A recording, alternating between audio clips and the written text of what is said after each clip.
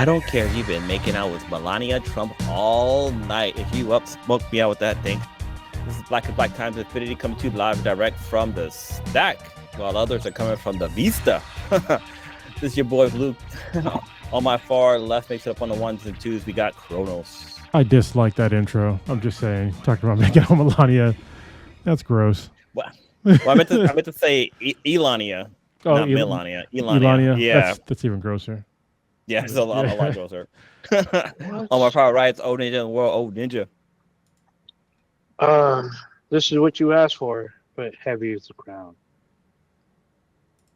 Yeah, it's a lot of fallout from already with cabinet picks and stuff like that. So yeah, it's this election stuff. It's not gonna get real until like January next year, but January 6th. Yeah, but we're already seeing like the lunacy of cabinet picks of just these idiots that I'm sure will get fired within like the next couple of like months of them being in office, and then they'll talk about I hire the best people, and just okay, sure, we're just gonna go through all these lies again.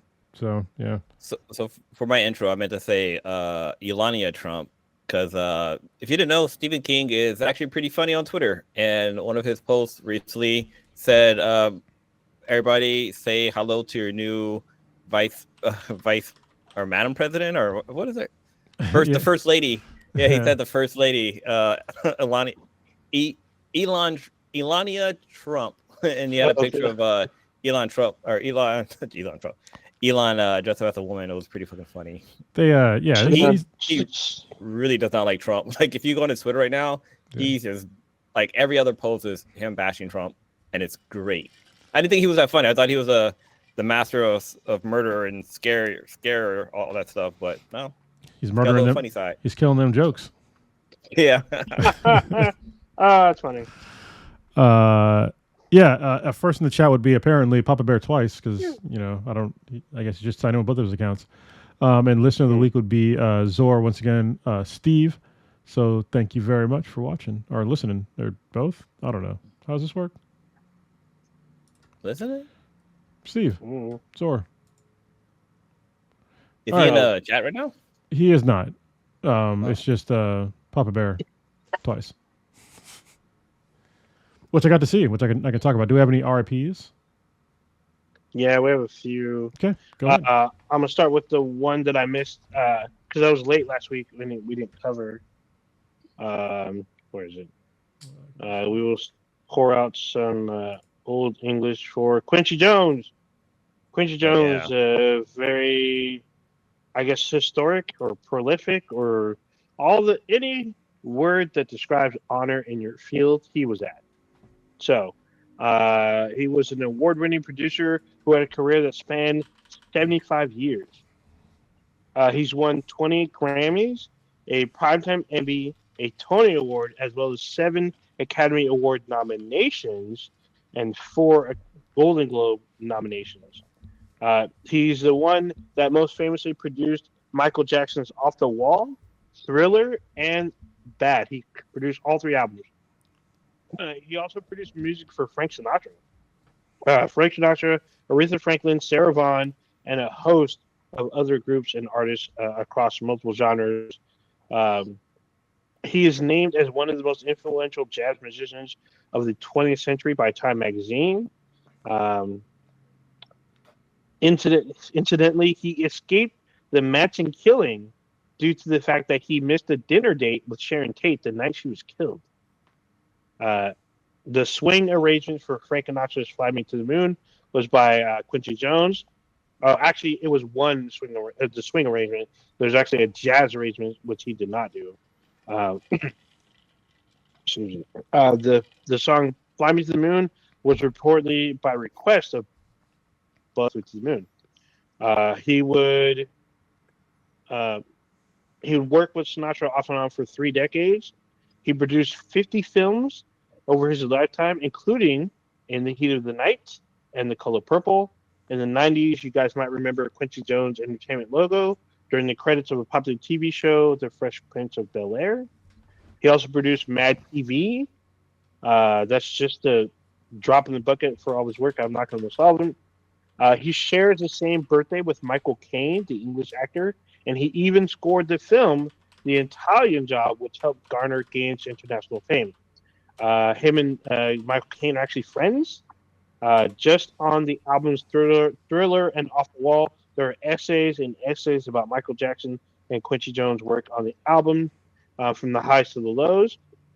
He works with other artists as well, who would take the rest of. He works with other artists, which would take the rest of the podcast to go over because he has decades of work.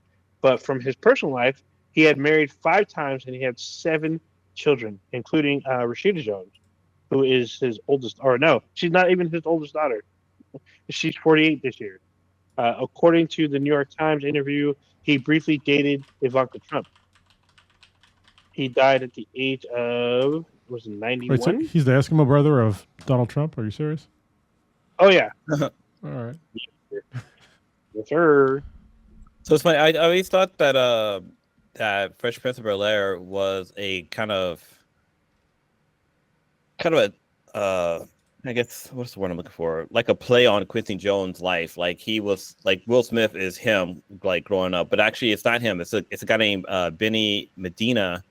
The show is based off of his life, where he was a black kid from East LA and he befriended a rich white kid, and they lived in Beverly Hills. So they kind of have. So that's where Fresh Prince of Bel-Air comes from. It's from a guy named Benny Medina, who's one of the. I think he was one of the producers on the show too, with Quincy Jones. I'm not surprised, but I wouldn't be surprised if a little bit of Will Smith's life was influencing the show as well, and had a lot of influence. That's why it lasts multiple seasons. But Quincy Jones was 91 when he passed. That's in 93. It's 91. So next up we have Tony Todd. He's a prolific actor who is probably most famous for his role in the classic horror film series Candyman, where he played the title character. He also starred in Final Destination, the remake to Night of the Living Dead, The Crow, and The Rock, just to name a few. On television, he appeared in shows such as Star Trek: The Next Generation as Commander Kern, the brother of Worf. He would reprise the role on Deep Space Nine as well as Star Trek Online. He appeared also in Star Trek Voyager. He also appeared on Deep Space Nine again as the older version of Jake Sisko, the son of Benjamin Sisko. He is in the MTV TV series Scream.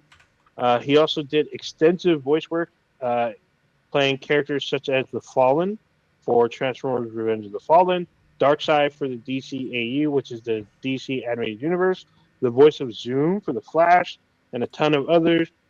Most recently, he can be heard as the voice of Venom for Spider-Man 2, the video game, which came out. Actually, I almost had the chance of meeting him when WonderCon was the last year in San Francisco. That was the night before he appeared on 24, the TV show. I had my chance to meet him, and the line was too long, and I messed up because I took 2 steps, and literally the line formed right behind me as I walked away. So he passed away at the age of 69. So I actually got to see him last year at Comic-Con. Was it last year? Damn, yeah. No, or was it this year?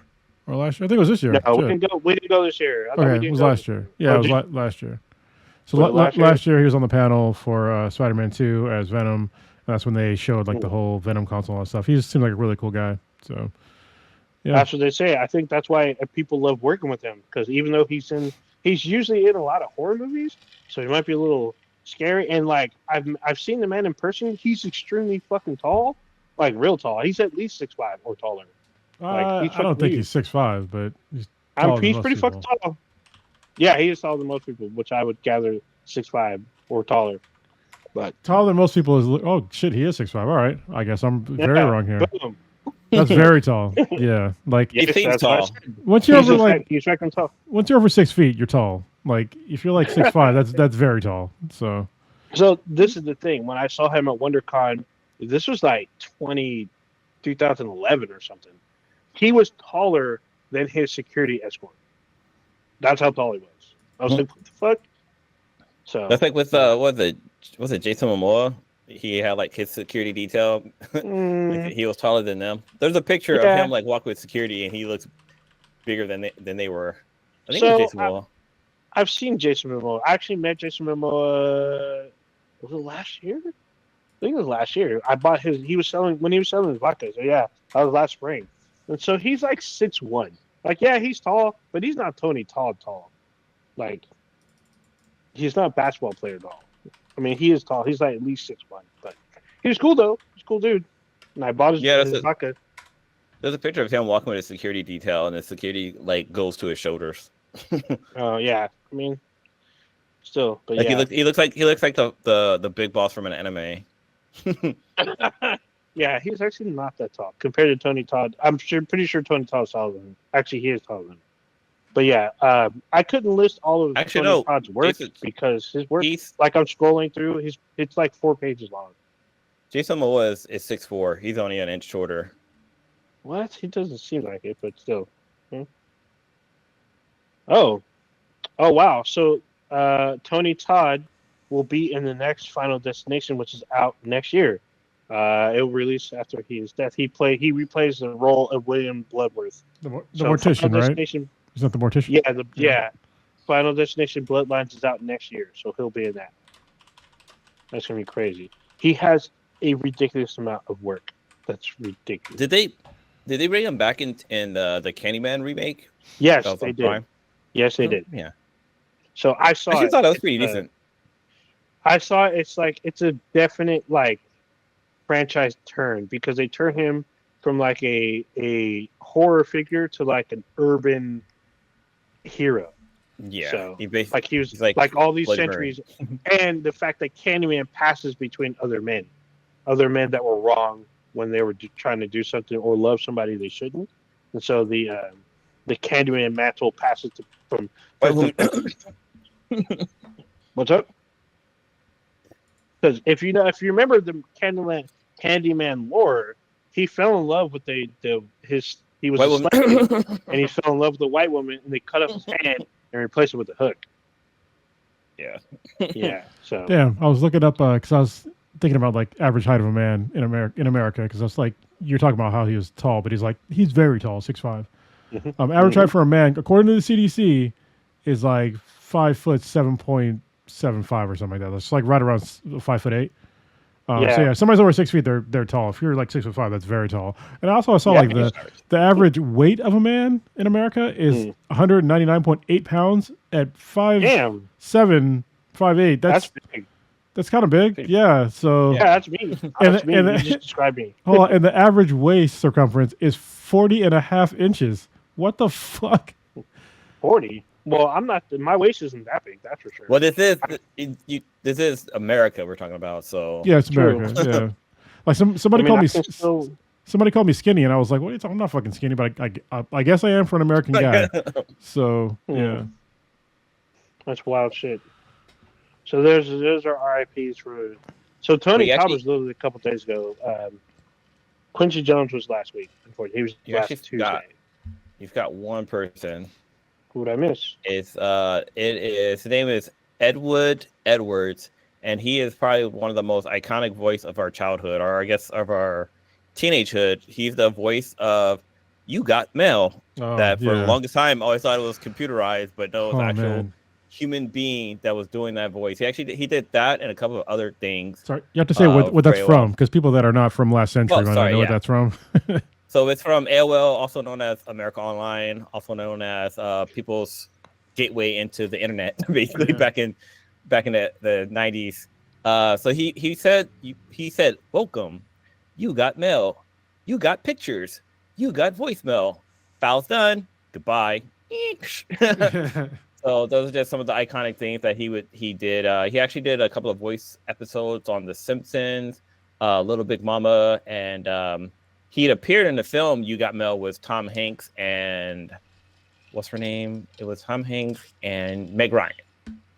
So he passed away at the age of 74. I have to say, this is like growing up in that era, and I used to have AOL, but that actually wasn't like one of the first that was like the first big one was AOL because what they did was they sent out literal CDs to like fucking everybody, and that's how like people crack. got. Yeah, like if you had a modem, you get that CD and hop online. And I remember the first time I heard You've Got Mail, it was so fucking special. Of like somebody sending something to me, and it was back then. It was like somebody that you probably knew. It wasn't like spam. And like nowadays, like if you go to like my inbox, like I've got probably like 10,000 unopened emails because it's just they've cheapened the experience. Thanks advertisers. But you know, back in the day, it was special when somebody sent mail pictures, anything to you directly, and yeah, it just sucks. It's kind of like back in the day how like just regular mail, you would get mail from people, not from a bunch of spam bullshit like you get in the mail now. Also, pro tip: if the way you can normally tell if you're getting bullshit mail is if you look at the actual letter. If it says standard pre-sort, there's a 99% chance that it's fucking junk mail. So you can go back and listen to Balance Exchange, the one we did about the mail system. So yeah, you can actually you can take steps to actually have drastically less junk mail. So yeah. Yeah, I get so much junk mail. Another cool thing you can do with your email, if you like sign up for a subscription for something with Gmail, if you put like, so let's say your Gmail account name is bob123@gmail.com. If you do bob123 plus and any word after that, like say like you sign up for a subscription at Sears or something like that, or some kind of stuff on there. So you put bob123 plus Sears@gmail.com. And the email will still come to your regular Gmail account, but on the email address, it will say plus Sears. So if you see like advertisements coming from like somewhere else and it says that plus Sears on there, that lets you know that Sears sold you information, basically. Damn. And it works. I've done it. I inside my inbox, I have like folders where it sorts out the pluses into different folders and stuff. So it's a legit thing. All right, gentlemen, where would you like to go first? Oh man, that was a very long pause. What the fuck is happening here? This is supposed to be a seamless experience for our audience. Well, let's go into Dandadan because I just watched last week's episode. I know tomorrow is Dandadan Thursday, but yo, this episode was crazy. So if you're not caught up on the series, wait, is Oninja muted? I thought it was my. Yeah, we can't hear you, Oninja, unless your microphone's muted.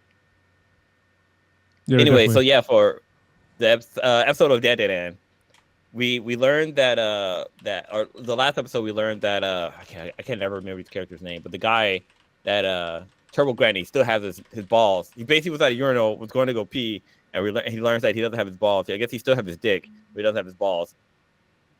And this is the reason why the old lady was like, "Let me see your dick," which I just thought was super fucking funny because I thought she was just being a perv, but no, she wanted to make sure he had his beans and his franks, to quote something about Mary. But yeah, so Turbo Granny stole his balls and she turned them into gold, basically, just threw them out into the world. And yeah, some girl finds him. She's like playing with his balls, and for some reason the balls give her spiritual powers, so she can see like ghosts and stuff like that.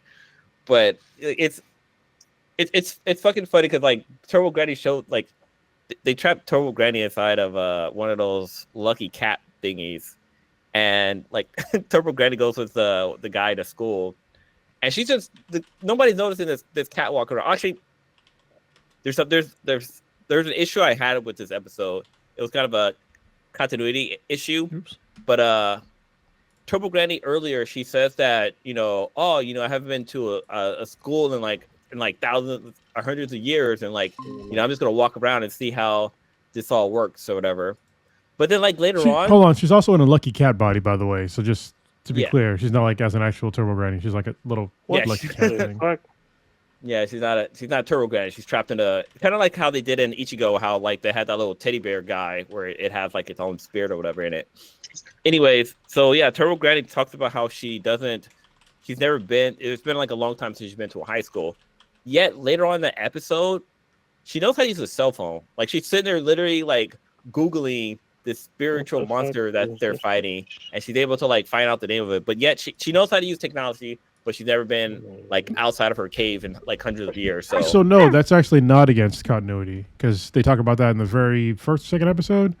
about how ghosts can actually use technology to go through it. Remember how she transported herself through the cell phone in like That's the right. That's second or right. third episode? So yeah, and she's also, I think people already forgot Toba Granny, like her actual sad backstory.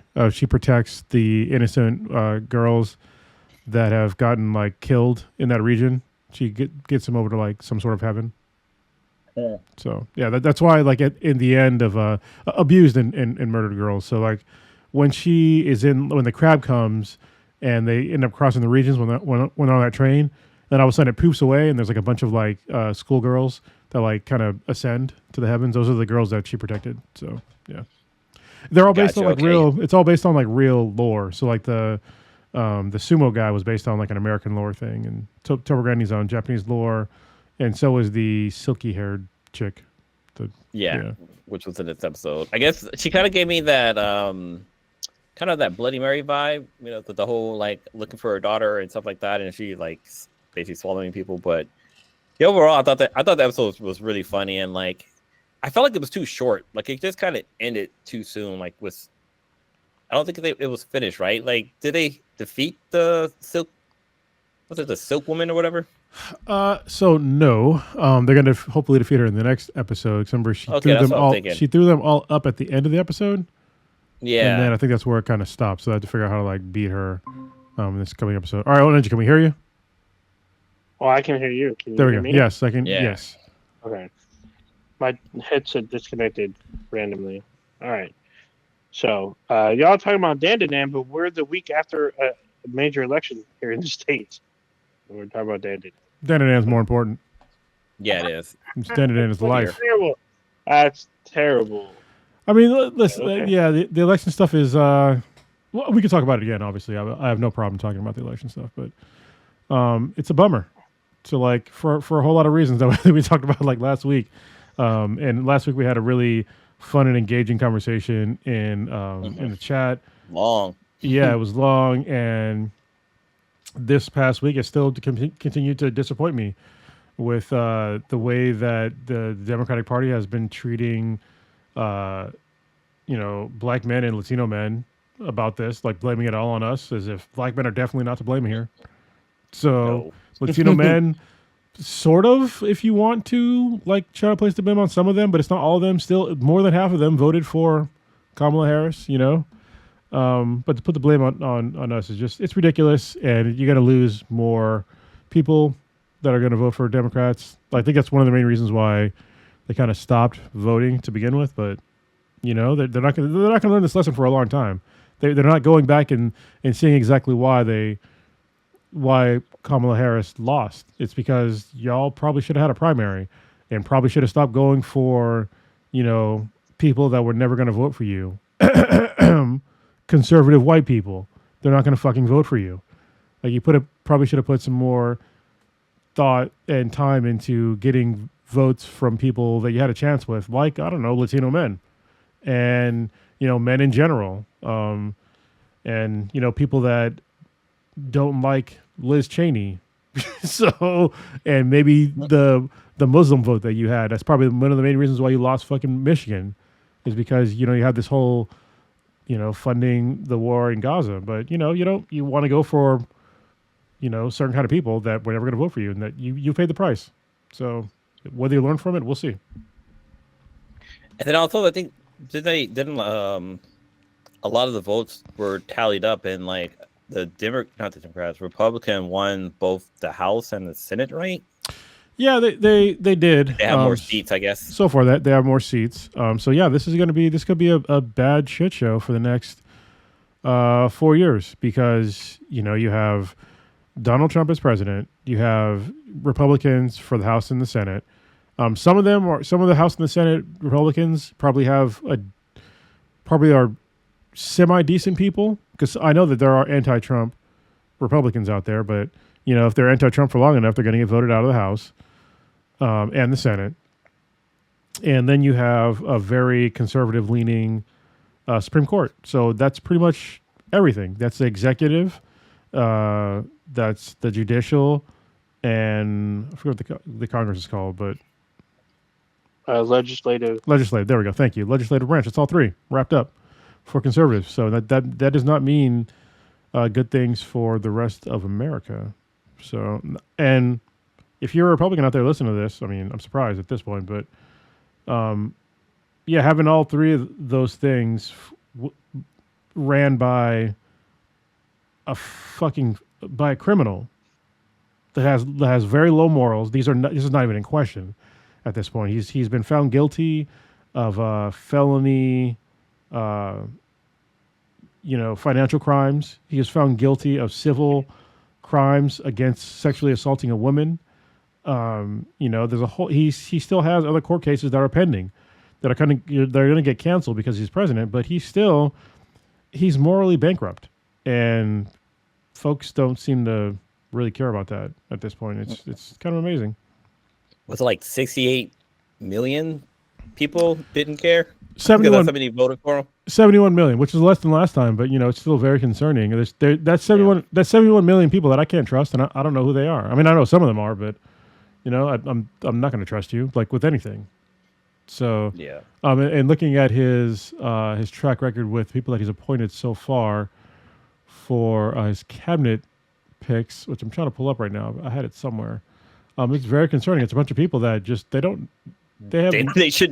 have no experience in that role. Yeah, none. Yeah, he had the guy from Fox News. He appointed as Secretary of Defense or some bullshit. Yeah. It's a bunch of like really weird people that you would have. He hired a bunch of yes mans, basically, and women too, I guess. He hired Matt Gaetz as well. Well, he's under investigation. So hold on. But no, was it one of the Kennedys? Robert Kennedy Jr. is his director of. He's not like that? Yeah, he's not official yet. So here we go. So Marco Rubio is going to be Secretary of State, which is he's a senator. He was a Tea Party member, which is sus. Matt Gaetz for Attorney General, which is weird because he's under investigation for a whole bunch of sexual crimes. Like, why would you? Whatever. It's on brand for Trump. Wait. So before you switch over, Kendrick Lamar told us that people like this, they travel in flocks. So yeah. Trump is a sexual offender. He's gonna have sexual offenders on the payroll. So kind of makes sense. Yeah. On Trump's point of view. Pete Hegseth, who's going to be the defense secretary, who's a Fox News host, which is weird. I mean, he's he's a veteran, but he's a fucking Fox News host. So, Kristi Noem as a Homeland Security Secretary, which I don't even think she served in any military capacity, like whatsoever. Which is weird. Dude, somebody said that when they saw her being posted that she was going to be in the cabinet, they said that it was giving her what's the name of the lady from Harry Potter, the woman that wore pink. Which lady? Oh, the pink lady. I know what you're talking about. Yeah. The one that everybody hated. Yeah. She was like, no, not McGonagall. No, that's what everybody loved her. Dolores Umbridge. Yeah, Umbridge. Yeah. She even looks like her. Yeah. Tulsi Gabbard is going to be the director of national intelligence, which is weird because she was in the Army as a medic. So, like, what?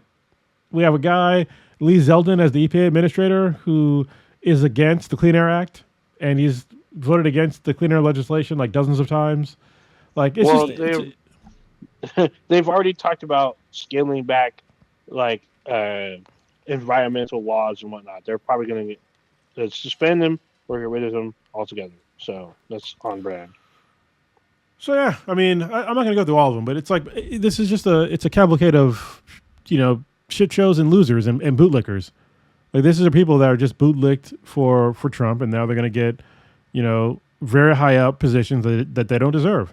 Like, none of these people deserve these titles, and they're going to get an extraordinary amount of power with literally little to no experience in those fields prior to having these appointments, which is just it's disappointing, but also it's not surprising. This guy doesn't care. He has the power that he wanted, and now he's going to wield it haphazardly again, and things might be okay for a while until there's an emergency, and even then, like, he's already talking about like getting rid of like the Department of Education, which is like, I mean, I guess it's good because the vast majority of his voters were uneducated people, people that didn't go to college.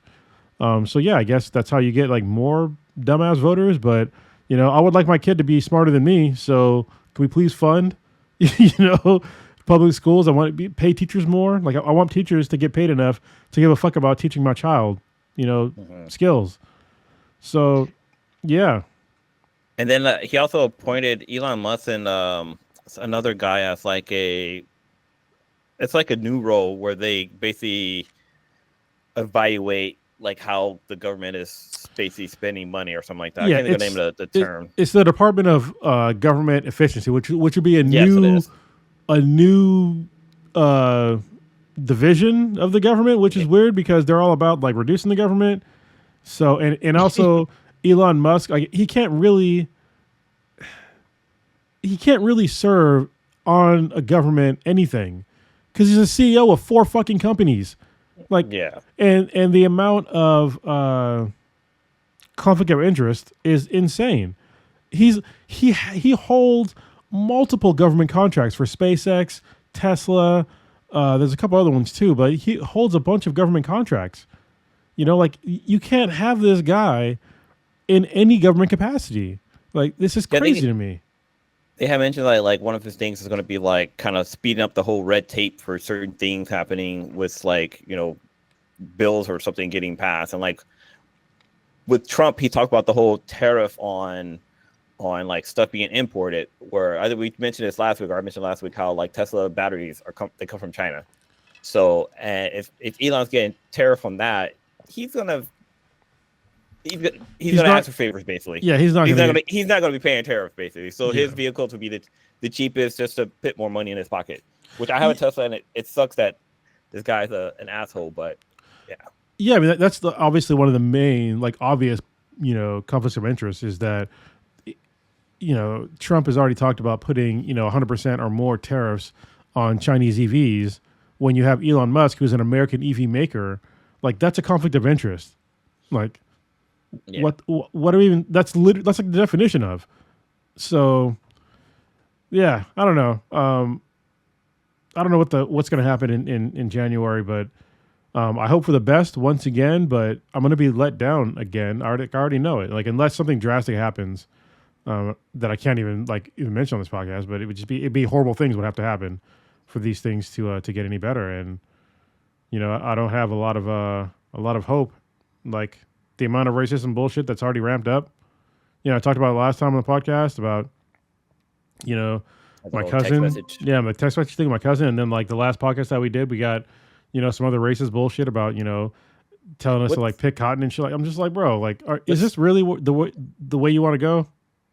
What's crazy is that what happened to your cousin is like a national thing. Like I've seen it all local news lately too. Like other people have gotten text messages talking about report to such and such to be picking cotton. You're part of like group A or group B or something like that. And like, so like, how did these people find out these people? It's not just finding their numbers, their names too. Like they're able to get the names associated with these phone numbers and their regions, like where they generally live. Yeah. And the FBI is quote unquote investigating it, but they think I can almost guarantee you nobody's gonna get arrested. There's gonna be no real investigation done. Like they don't give a fuck. Like it's crazy to me that we don't get Black African Americans do not get any real protection in America. Any real protection. And we're a group of people that were enslaved, that have been tortured. We've been used for various medical experiments throughout the United States history, and there hasn't been anything done to really protect us in a meaningful way. We still have people, of African descent in America that are just getting murdered, by the state, and there's little consequences. You have people that have threats all the time, like all this racist bullshit, and nobody protects us, like none. Like, what the fuck? Getting locked up for no reasons. Yeah, like the vast majority of our like 2.2 million people in jail are people of color, and like there's no protection for us. So like, and you see this guy who's running on some racist shit, and like he's literally telling people he's gonna deport all of the quote unquote illegals out of America. He's calling places trash that are part of America, but there's more brown people there. I'm speaking of Puerto Rico, so not speaking code. You know, and there's a whole bunch of other like instances that we can talk about, and there's no protection. And you know, it's a sad day when that whole protection thing comes back to like these fucking assholes from the Democratic Party that want to talk about, oh, black men didn't do enough, or you know, Latino men didn't do enough, and we're the ones, you know, with our lives on the line as well. Like we're the ones that don't have protection from our own fucking government. And you want to sit there and shit talk us for not voting for somebody, and it's just like, but you know, a lot of us did. We didn't vote for that guy. So yeah. Did you see? Trump had talked about going after colleges that basically are. He said there's colleges out there that are discriminating against white people, and that he's going to sue these schools for the amount of tuition and make them pay that 100% of that tuition to the person who they're basically. Long story short, he wants to pay white people reparations.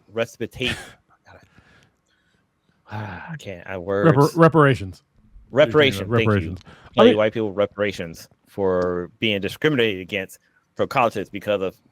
He didn't say the word, but he literally was talking about the affirmative action. Oh, Ninja, can you speak now? Yeah, I mean, I can hear you. I can hear you now too. Yeah, my headphones keep disconnecting, so I'm having issues here. Is it you got power? Is it just dying or what? Are they dying? Yeah, it says it's full, but it's not beeping. So okay. But yeah, I mean, I can hear you guys, but you guys can't hear me because it switches the audio randomly. But I'm back. But I can hear you now, but you can also just switch to the audio on whatever device you're, you know, using video. I like the framing of your shirt. The framing of your shirt. Like sometimes I'll just say I'm old. The fashion part is blocked. I mean, it's true though. I mean, it's not wrong. So. Yeah. So about the reparations thing, like it's not surprising. I mean, like the first people in America that got paid reparations were white people that owned slaves. They were slave owners. So I'm not surprised. Yeah. This is who America is, and this last election just drives that point home.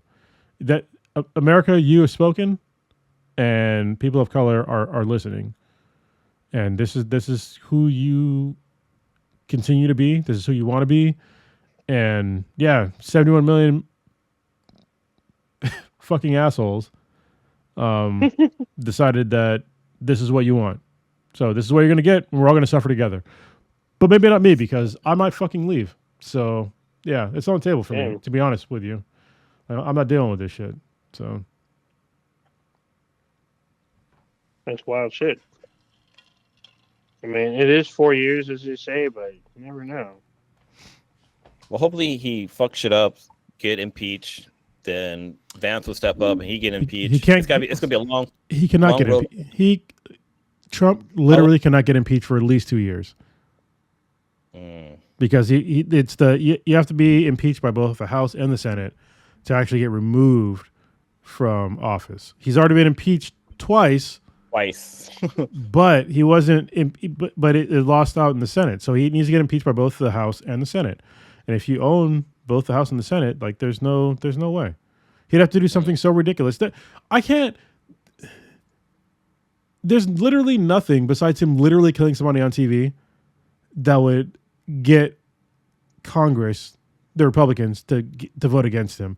I mean, you literally had this dude days ago simulating sucking a dick on a microphone, and I'm not even exaggerating.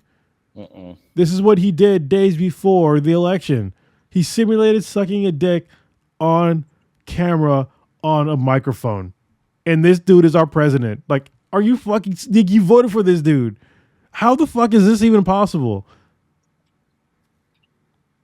You know, after Harambe died, it was never the same. I mean, a lot of his followers don't believe he's untouchable. He can do whatever, and it doesn't matter to them. And every time the law, they try to put law on him as far as arresting him. They always say that they try to shut him down because he's fighting for the people and all this stuff. And some people even akin him to Martin Luther King. So, those people are patent idiots. But I mean, you know, at the same time, it's like if you look at like if you look at who is going up against, like, I mean, come on, like, I remember who was the person that said it that.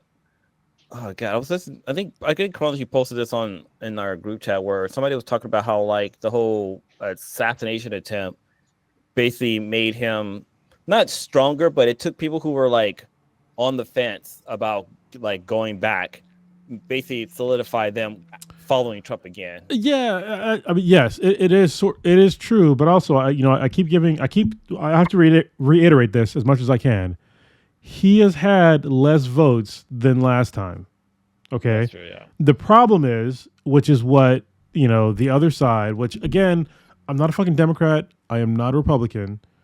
But when it comes to Kamala Harris, she got the least amount of votes from like, I think there's like, at this point now, it's like 13 million votes that are just like less than last time than when Joe Biden got elected. So people want to talk about, oh, you know, the country is shifting more to the right, blah, blah, blah, blah. It's like, no, I don't think it really is.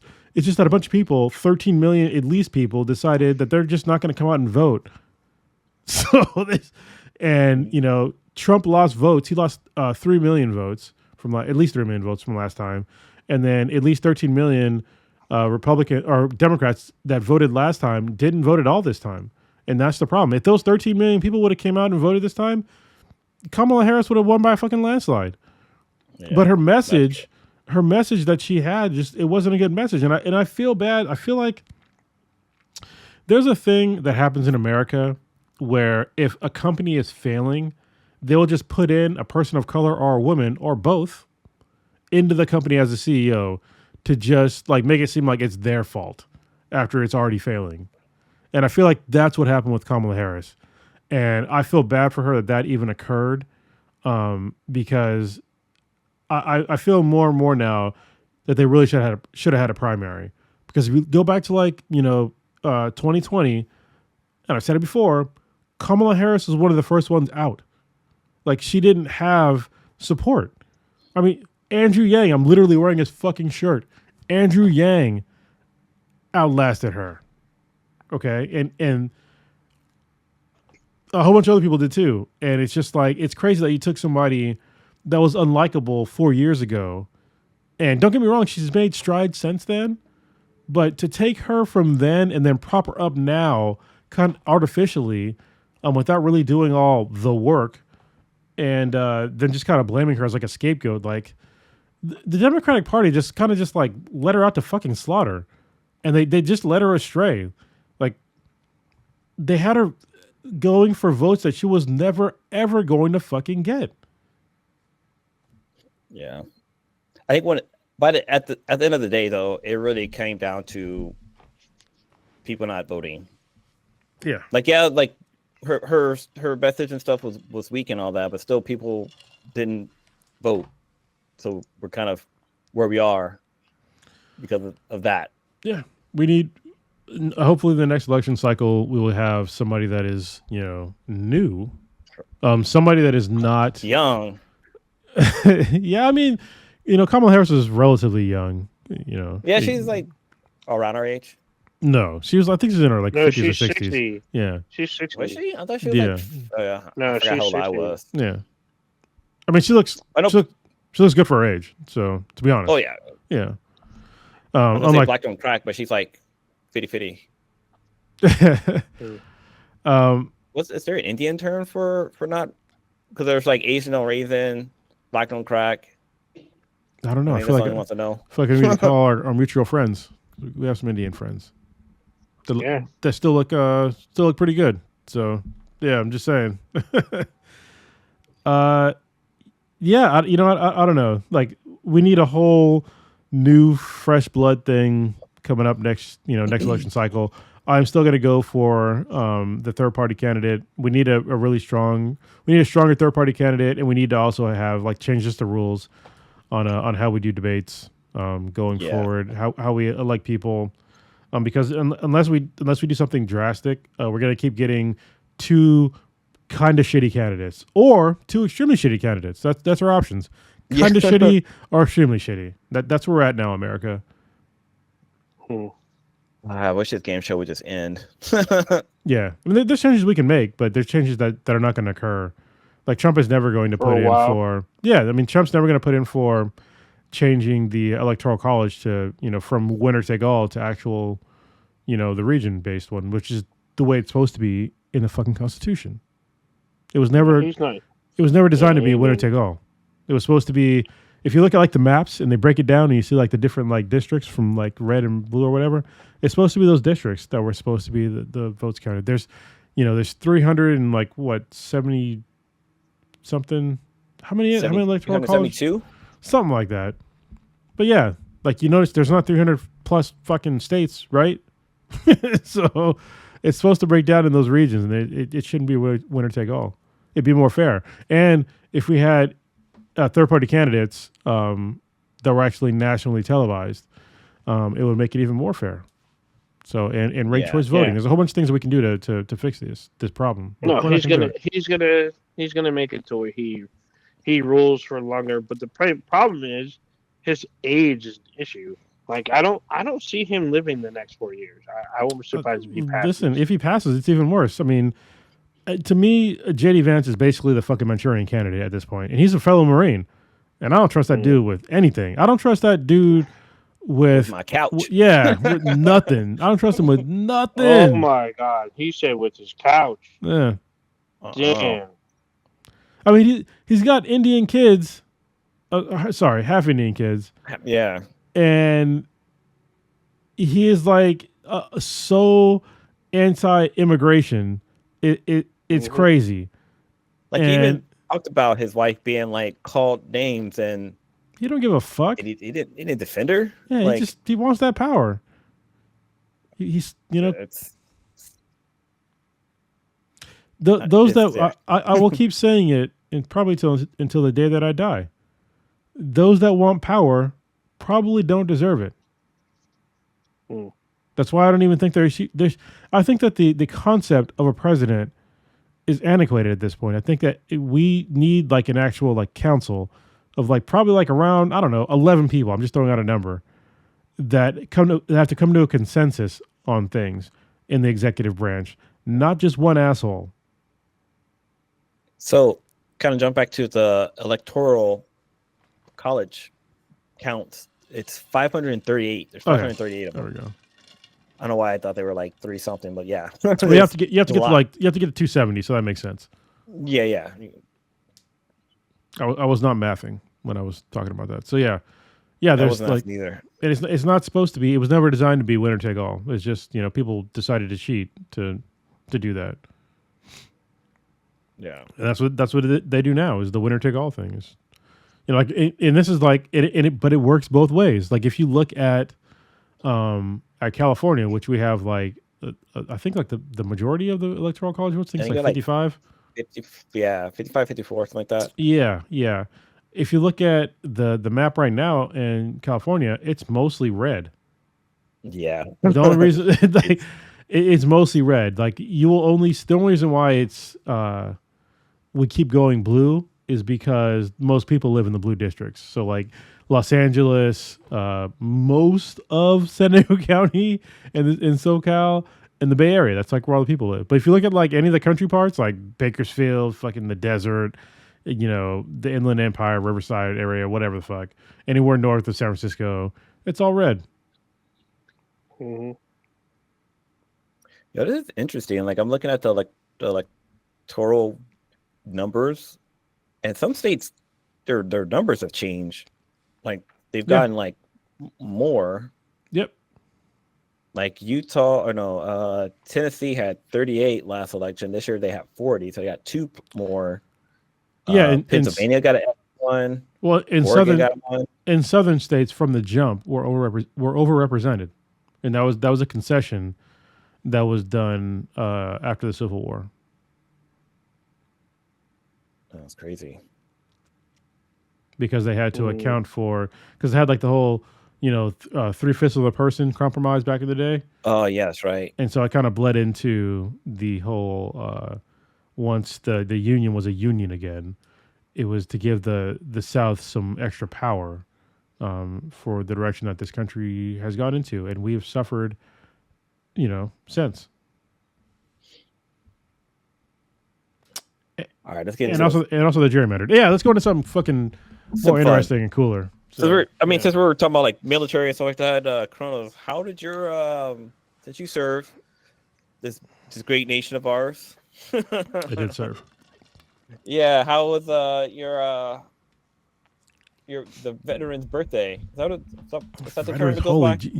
You are so civilian. God damn. I am. It's Veterans Day, but there's also the Marine Corps birthday. So I think you just mixed the two. That's up. what it is. Yeah. It's all good. So it was actually, hold on. I gotta probably sneeze. Nope, I'm all right. So my Veterans Day thing. So I usually don't do anything for like Veterans Day. I've never gotten a free meal on Veterans Day. I've never done like the Veterans Day anything usually, but I'm trying to like do that more. And I've been trying to say yes more. So like my daughter last year, she asked me to go to like the Veterans Day breakfast, and I said no, because I usually I just don't do that. But this year, I was like, all right, like let's go. So I went. I didn't dress up, but I put on like a dress shirt and some slacks, and I went. And it was actually pretty cool. I actually ended up talking to her best friend's dad for a long time. I didn't even know like he was in the Navy. And it was actually pretty cool. They had like a really big breakfast. They honored us. It was really neat. She had a whole bunch of food. Actually, what was really cool is I actually got to take her out of her class to take her to breakfast, and I thought that was neat because she was like one of the special ones. Because I got to knock on her door to her classroom and take her out, and it was neat.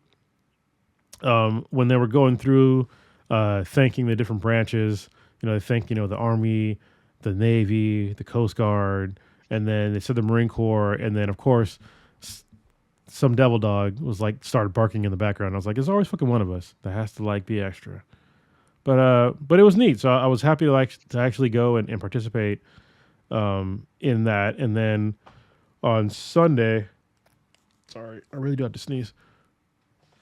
There it is, Jesus. Then on Sunday, I actually went out to go to Papa Bear and Rescue Residence because Rescue Residence now has an actual property.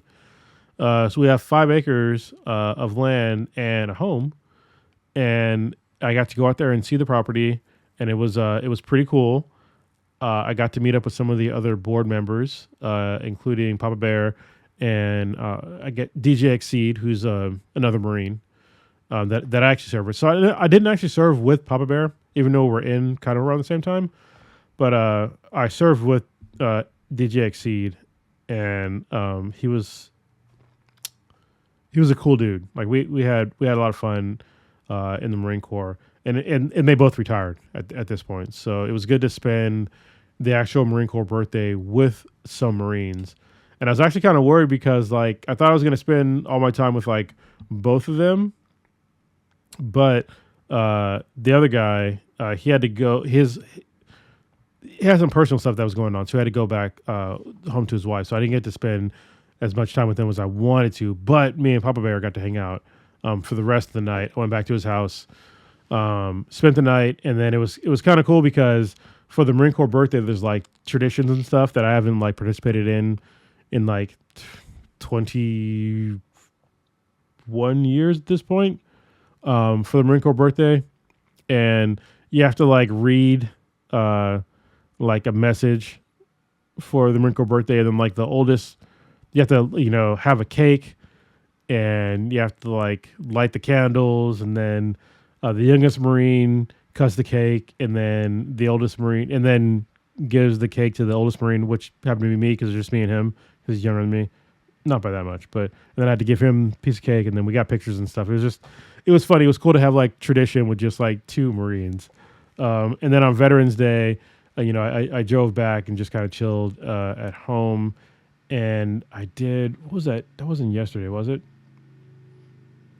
Yesterday I did something else. But yeah, just Veterans Day, I just kind of mostly chilled at home, I'm pretty sure. Oh, I did jujitsu. So on Monday night. But it was cool to like to do that. And actually, I'm trying to get more comfortable with celebrating those things and just like saying yes more in general. So yeah, it was cool. It's cool. Yeah, it sounded like you had a good time. Yeah, I definitely did. with my people. Anyway, what did you guys do anything on those days? What did you guys do over the weekend? I had to work. No. Yeah, I worked. Oh, Why? What I do? I did. Oh, my youngest like have multiple kids. No, my son didn't have daycare, so I actually got to work from home, and I kind of played hooky. Like it was pretty slow, so I just kind of played around with him. But one little personal thing is that which is a proud papa moment. So if you have a son out there, like potty train, it's fun and all that.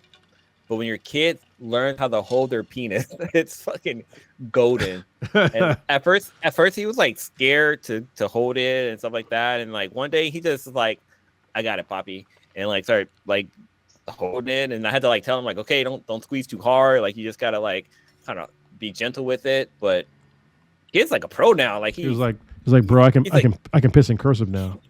Yeah, he's all Poppy watch this. He's all standing in the bathtub. He's like, well, he's marking his territory. Yeah, I was just joking, but yeah, he's got that down. I'm pretty proud of him because it's weird. I mean, it's not weird because I'm his dad, but like it's hard to aim for somebody else because I don't know like his trajectory basically. So sometimes I'll be holding him, it will like go over the toilet seat, but you like, say trajectory.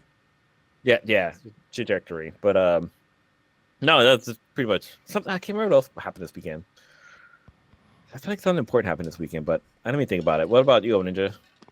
I worked, and I watched Arcane.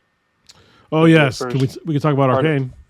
First part of Arcane dropped this weekend. So, are you caught up on like all? It's 3, right? Because I watched.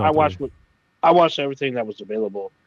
Sometimes more than once. So, there's some crazy shit. So, the League of Legends animated series Arcane came back for season 2. It's like 2 years later? Yeah. It's been 2 years? Yeah. I mean, I get it.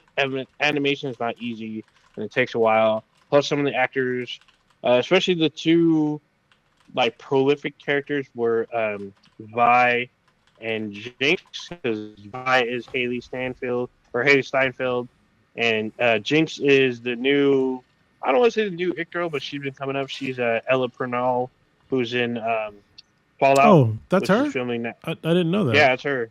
Yeah. Yeah, she was the voice of, she's also in Star Trek. A lot of people didn't know she's the voice of Gwen in Star Trek Prodigy. So she's been putting in work on some stuff. But yeah, so the 2 of them have, they have their schedules. They got to work around them. They put in their work and they got to animate. So it's back. Came back last weekend. It's in parts now. So the first part was in 3 episodes? 3 or 4? 3 episodes. And so it chronicles, it literally starts off exactly where season 2 ended, where people are dead. People died from a major explosion. And there's like a fallout. And then to add insult to injury, during the funeral or during the memorial service, there's like an attack, which like sets up like the rest of the series. So it was like super crazy. I feel like the animation is still on par, but what was it?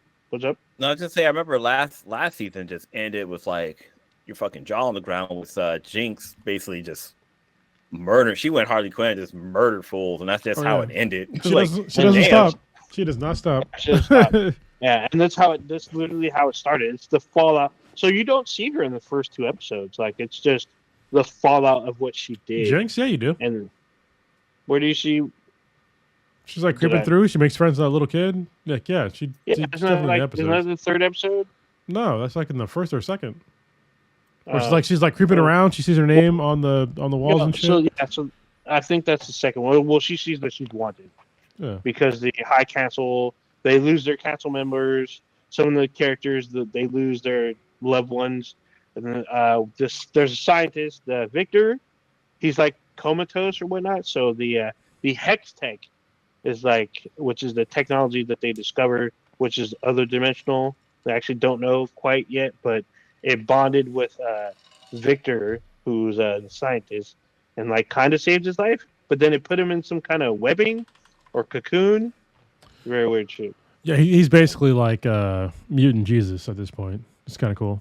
Yeah, it's weird. It literally like remade his body except for his face and neck. That's gotta like, I guess, kind of adopted Jinx, right? Or probably No, sexually the other guy. assaulted her. Oh, okay. No, the guy that adopted Jinx, he's dead. Yeah. He was killed last season, Okay. so he's at the bottom of the lake or the river that runs to the city. You're talking about Silco? Yeah, Yeah, that's the name. Yeah. Like there was clearly like he was clearly effing her, and like it probably wasn't in a good way. I mean, what's really cool with like at least the first 3 episodes is there's like some clear morality like boundary issues with like the resistance to like the underground people, and it's been like it's really cool to see the contradictions and like what somebody will do, like how far somebody will go for revenge. And like I was like, yo, this is like clearly like NBC's type. When I say NBC, nuclear biological chemical shit going on in the episode to like fight back. I'm just like, that's kind of fucked, like to do that to people. And like the animation once again is on point. I can see why it costs like so much money to produce these, because they're really well done. And what's cool is like there's a new like smoke/fog poison effect that reminds me of like Secret of Nim back in the day. You remember that? Oh shit! Yeah. Oh, I didn't even think about that. Holy shit! Yeah, it really goes. That's what it reminded me of. Is like that whole like effect, which is neat because that's like a totally different animation style from like the main animation style from Arcane. And they also go back to other animation styles too, like in the show, which is neat. So yeah, I mean, the fact that it's so well written, it's so well voice acted, visually it's stunning. I heard that this is gonna be the last season, but I'm like, why though? Like, can you please make more? Netflix. So apparently this new season is broken up into several acts. So what we saw over the weekend was Act 1. What we'll see this coming weekend, because this is released in parts, the second act will be this weekend, because we see like the fallout of what happens when Vi runs into her sister Jinx. Yeah. And they're literally there. They're not there to take her into custody. They're on a kill squad. Like they see her, they're gonna take the shot. But then the little kid is there, and so Vi kind of like, or Violet. I believe for Vi is for Violet, isn't it? But anyway, for violence. That's for violence. Yeah, she throws them hands. Vi tries to tell her girlfriend not to shoot her sister because literally there's a civilian or a non-combatant in the way, and like her girlfriend's like, well, I wouldn't have missed. He's like, are you sure about that? Like, there's a little kid. Like the kid is probably like 7 or something. At least Vi is short for Violet. Okay, yeah. And Jinx is her name is Powder. Yeah, her real name is Powder. Powder Blue. Yeah, her nickname was Jinx, and because everything fucks up around her, they started calling her Jinx. And the street, that's her name in the streets. The streets know her Jinx. She's like, say my name right. Yeah. So it drives a wedge between Vi and her girlfriend to where it looks like they break up, where like her girlfriend literally like attacks her and says you're no better than your sister, kind of. Yeah. What's another thing that's really cool about this show is that they kind of double down on like the music element of it, because like at least the first 3 episodes, there's like a song that fits really well with a scene, besides like the intro song. So it's like it's really cool. Go ahead. I'll let you finish real quick. No, go ahead. That was pretty much the end. So I was gonna say I got to give a shout out to Papa Bear, who brought this to my attention. So the song in the episode is called "Heavy as the Crown," and the song was by Linkin Park. Yeah, and it is the official World of Warcraft song. Because Papa Bear is like, well, did you listen to the song? I'm like, no, I've never heard it. And he was like, this is the like official, song for the game. I'm like, what are you talking about? So earlier this month, the World of Warcraft like finals, they call it something else, but the finals happened, and Linkin Park performed at the finals and introduced the 2 clans that were gonna take part in the finals. And so like, I guess it was the first time performing that song in front of people, or anyone that had ever heard it.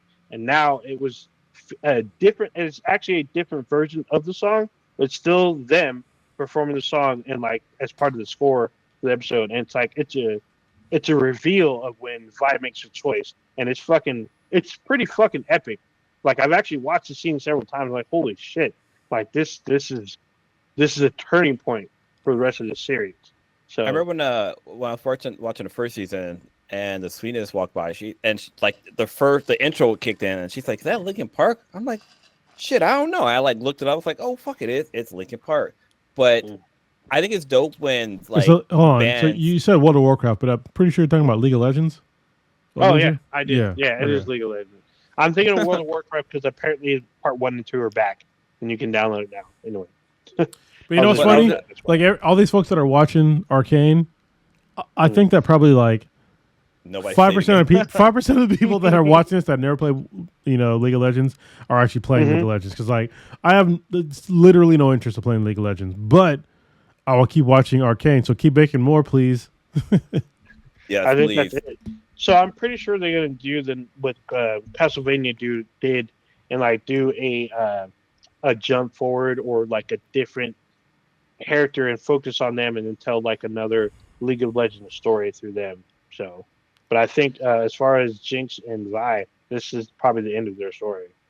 So one of the things I want to point out is the whole like the intro. Like I think it's dope when like bands do like covers or they make the intro for the song, because like my son likes watching Spidey and His Amazing Friend, and once again the Sweetness was like, how come that voice sounds familiar? And it's the song is performed by Patrick Stump, who is the guitarist and lead vocalist for Fall Out Boys, which is pretty fucking dope. And then like for Spider-Man, like our generation Spider-Man, we had the dude from Metallica that did the guitar riff for Spider-Man? Robert Kirkman?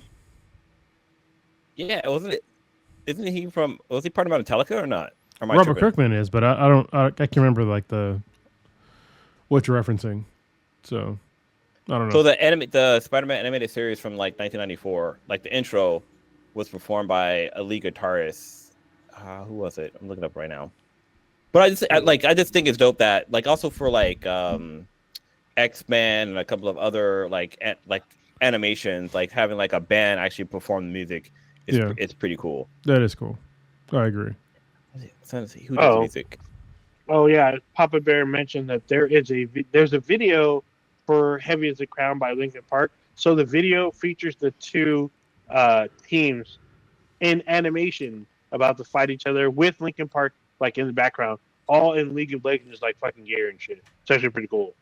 It's like this setup of like a major fight for them. It's pretty awesome. So the music for Spider-Man was performed by Joe Perry, who's the head guitarist for Aerosmith. Yeah, that's what it was. Close, I guess. Brownie Punch. They both play guitar. Yeah, it says the music has been performed with a live orchestra in Israel. That would be something cool to hear. Like the intro to Spider-Man was a full like orchestra playing the music. Because with Batman animated series, that was an orchestra that did like the intro music and stuff like that, which I just learned recently. I was like, holy shit! Like, you go back and listen to it, you got your like violins, you got your drums, you got the fucking cymbals and stuff. Like, it's a full on orchestra for that intro, which is why that intro is dope. All right, where are we going next?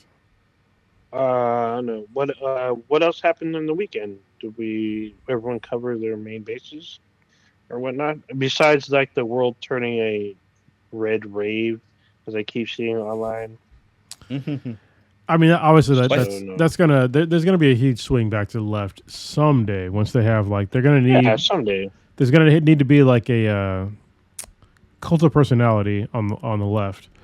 But honestly, I don't want any of that shit. I want somebody that can actually help people and like actually help one of the main issues with America, which is poverty, and like neither party is like willing to really engage with that. So at this point in time, because it's not a popular view, but it's the cause of most problems in America.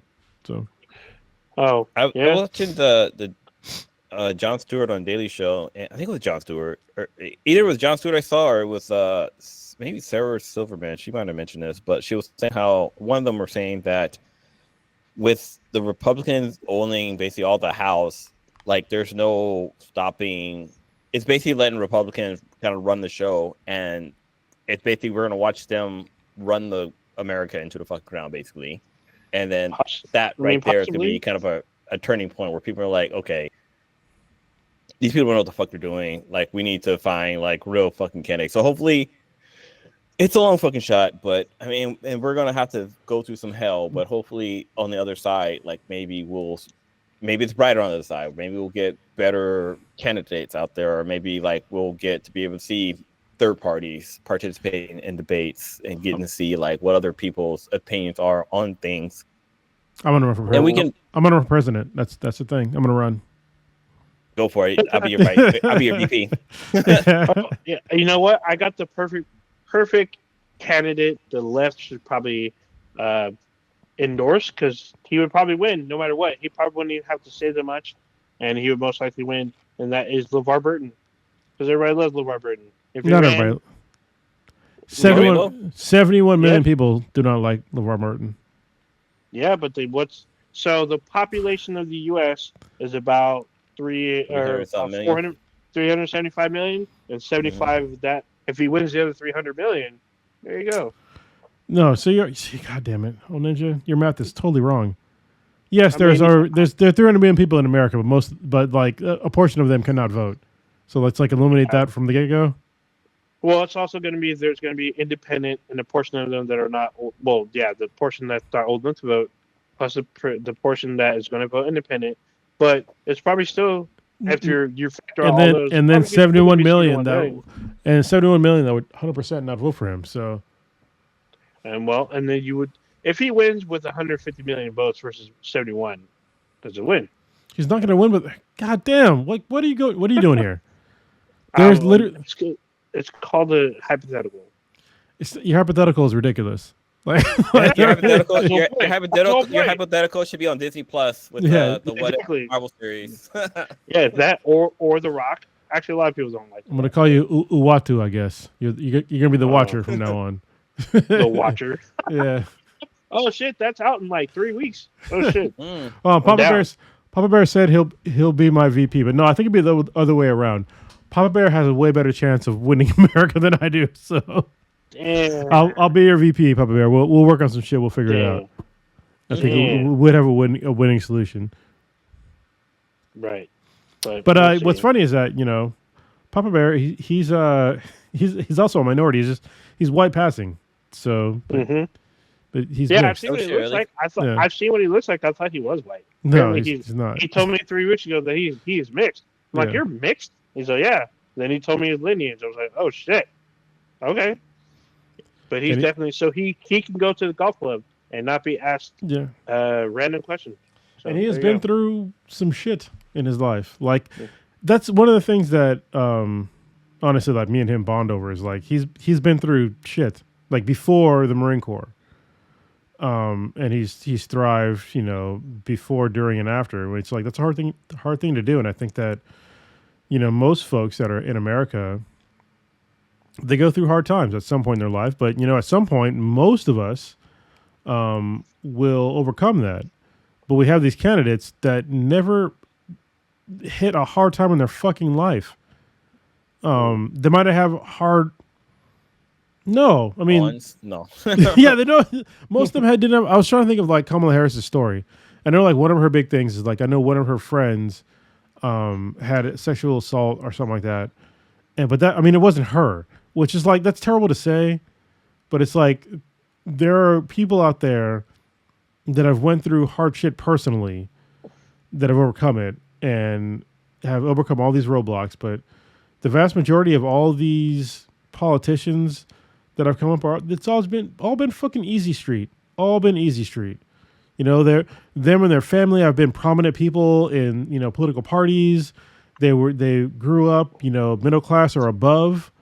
I was just about to say, look into at least So I would say if you don't believe us and you think that we're doing that fake news, look at um, random Congress members from the Republican side and random Congress members from the Democratic side. Pick five on both, and you will see that a lot of these people grew up with money because they're either their parents, them, or like they have like generational money because someone started a business back in the early 1900s and that money flowed through and they just reaped the benefits, or someone bought like a team or like a football or baseball. They like have money, or especially oil. I noticed that a lot of Republicans have like oil companies or invested in them. They got money coming in, so it's very weird to me. Like I don't see anyone that came literally from the streets, like literally was like homeless at any one time. But No. if they were, it's probably like one candidate that came through and overcame that. But everyone else came from money. They had money somehow, somewhere. I mean, investments or family money or whatever. And it shows because they don't give a shit about people. I mean, like from both parties, they just don't understand what the actual struggle is about. They don't care about your actual problems. They just care about staying in power and put more money in their pocket. Yeah. I mean, which is sad. Look at our state alone. Y'all remember who ran for governor? This person had a lot of money. There were once a CEO of I think 2 tech companies, and then went into politics, and was going to run for president. Y'all remember? Y'all know who? Oh no, you are breaking. Hold on, mute your microphone. Finish chewing what's in your fucking mouth because you're breaking a podcast code right now. Oh my bad. I am sorry. People are gonna be so angry listening to this. I had low blood sugar for a second, but you guys know who Meg Whitman is. Yeah, she had money. She has money. She has lots of money. She ran. I thought you were talking about. Money. I think you're talking about Jerry Coleman because I know remember him running for governor of California. Him too. Him too. What? But Meg Whitman was the CEO of HP, and she was CEO of I think eBay. eBay, yeah. Or she might still be. I think she's still CEO of eBay. No, she's not. Extreme. She's not. Did she move on? Did she quit or something? I mean, she moved on to HPE, which is. I thought she left HPE. She did. Now Antonio Neri is the CEO now, and there was a guy in between them, but yeah, like I would have to give up personal information, but yeah, I know exactly what you're talking about. Yeah, Meg Whitman. I mean, she came from money, or I guess she built herself, but she's worth probably close to $1 billion. Yeah, but she's not. I mean, she's not. But most of them are. They all come from money, and the ones that aren't, they get made fun of. I mean, I did it too, like with AOC. Like I made fun of her for being kind of dumb for not knowing the 3 branches of government, but I literally just fucking did it on this podcast. But also, I'm not running for Congress. But yeah, I mean, she's somebody that didn't come from anything. Like she didn't have enough money to like literally live where they wanted her to live, like at first until she got her first paycheck for being in, I think it was the House. So. I was just looking at her right now. Wait, hold on. How does this make sense? So Meg Whitman was a United States ambassador to Kenya since 2022. She just resigned literally today. She resigned today. Oh man, that's so American. How? That's so American. Well, wait, who are we talking about? Meg Whitman. You probably don't have any idea who she is. I do. Wait, no, she's like somebody that's in like she's somebody important that she's old where she needs to retire. No, she's not that old. She's talking about political stuff, or are we talking political stuff? Yeah. She's like she's in her late 60s, but she's not like I don't know. Oh, that's right. I think CEO of Quibi. I heard people talk about her like they're saying like if she retires now, then Biden can try to get a Republican. No, this nothing to do with Meg Whitman. No. Okay, never mind that. There's a Meg Whitmire, maybe you're thinking of, but she's the governor of I think Michigan or something. Yeah. Oh, but anyway, yeah, like all those folks are just like they're gilded fucking circles this. I feel like we strayed so far away from like there's two possibilities here, and I'm going to be black and white, I guess, at this point. Either we strayed so far away from like what this country has been, or we're just getting back to the way that it's been, and that's what we're doing right now in America. And both of those situations are kind of terrifying, depending on who you are. So yeah.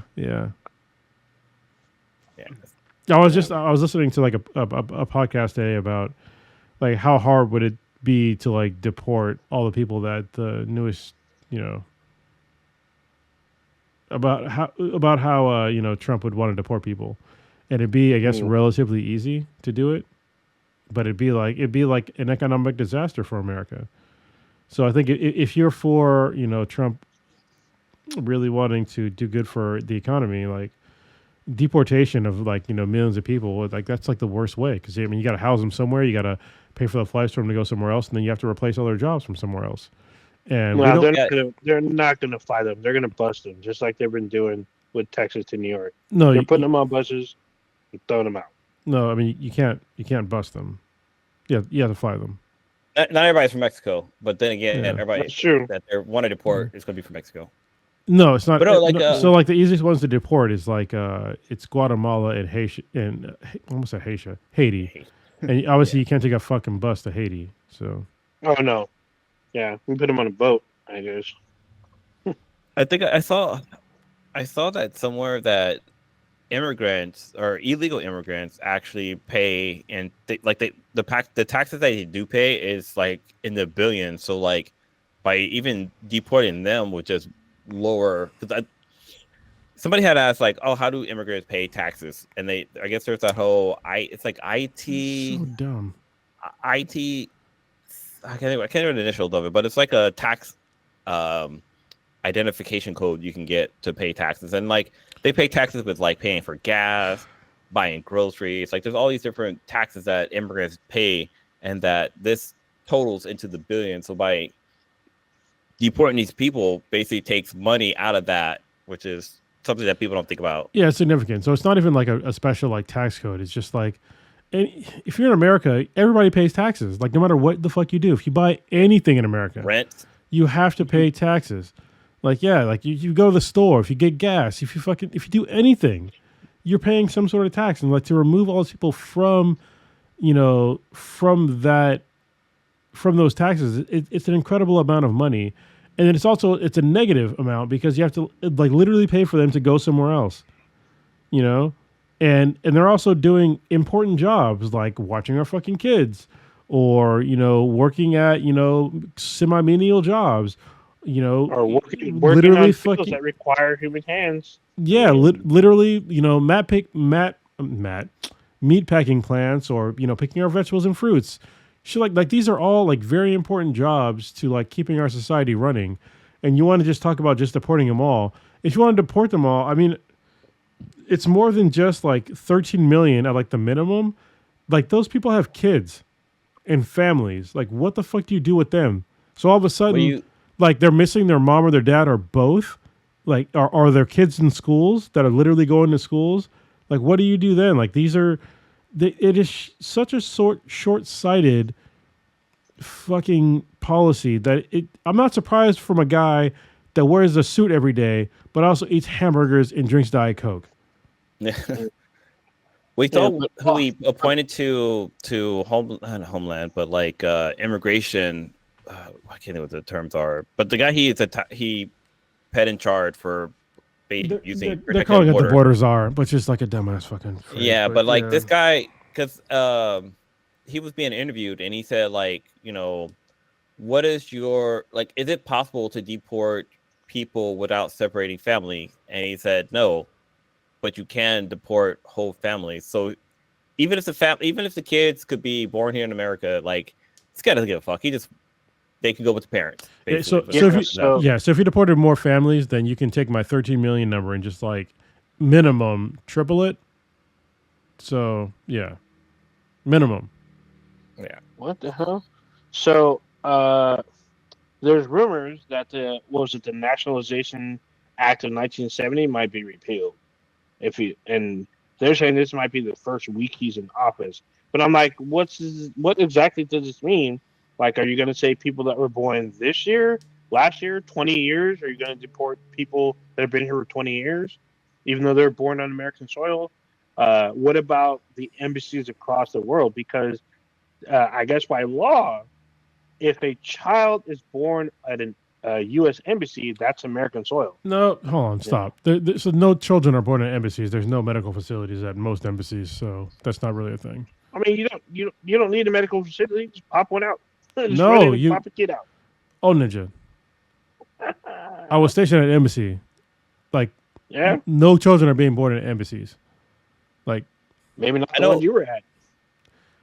Maybe okay, in your fantasy land, okay, like it's not a very common thing for somebody to just like literally get past security at an embassy because they are secured, which So I guess like, I should be more specific. So if there was like a embassy worker, like a ambassador that was at the U.S. embassy, no, Ninja, just I need you to stop talking about shit you have no idea about.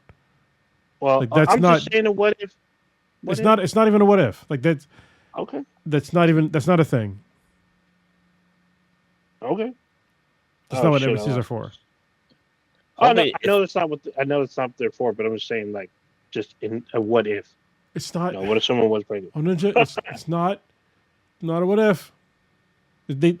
Embassies are not fire stations. So, like, there's no like safe haven for children there. Wait, hold on. I mean, if someone storms the embassy, then they'll get fucking shot. Get murdered. That's not how that works. Hopefully the whole rolling back on like national born citizen rules doesn't roll back, because the sweetness was manufactured in Mexico, but she was made in America. What the fuck? Oh. Okay. There's it's funny, I saw a t-shirt that said like was it like designed in Mexico but made in America. Hencho Mexico. Somebody was yeah. hint was it Hencho in Mexico. Yeah. But it's basically saying that like your parents are from Mexico but you were born here. And like I would go to Mexico. It's like if my wife got deported, I'm out. Peace. I mean, we'll be crossing the border into Kronos' backyard. Yeah, Mexico is right fucking there. It's like 7 miles from my house. Yeah, just saying. Not that I'd be accepted there either, but it's close. Yeah. It's way cheaper to fly out of fucking Tijuana than it is to fly out of San Diego. So This anyway, is weird.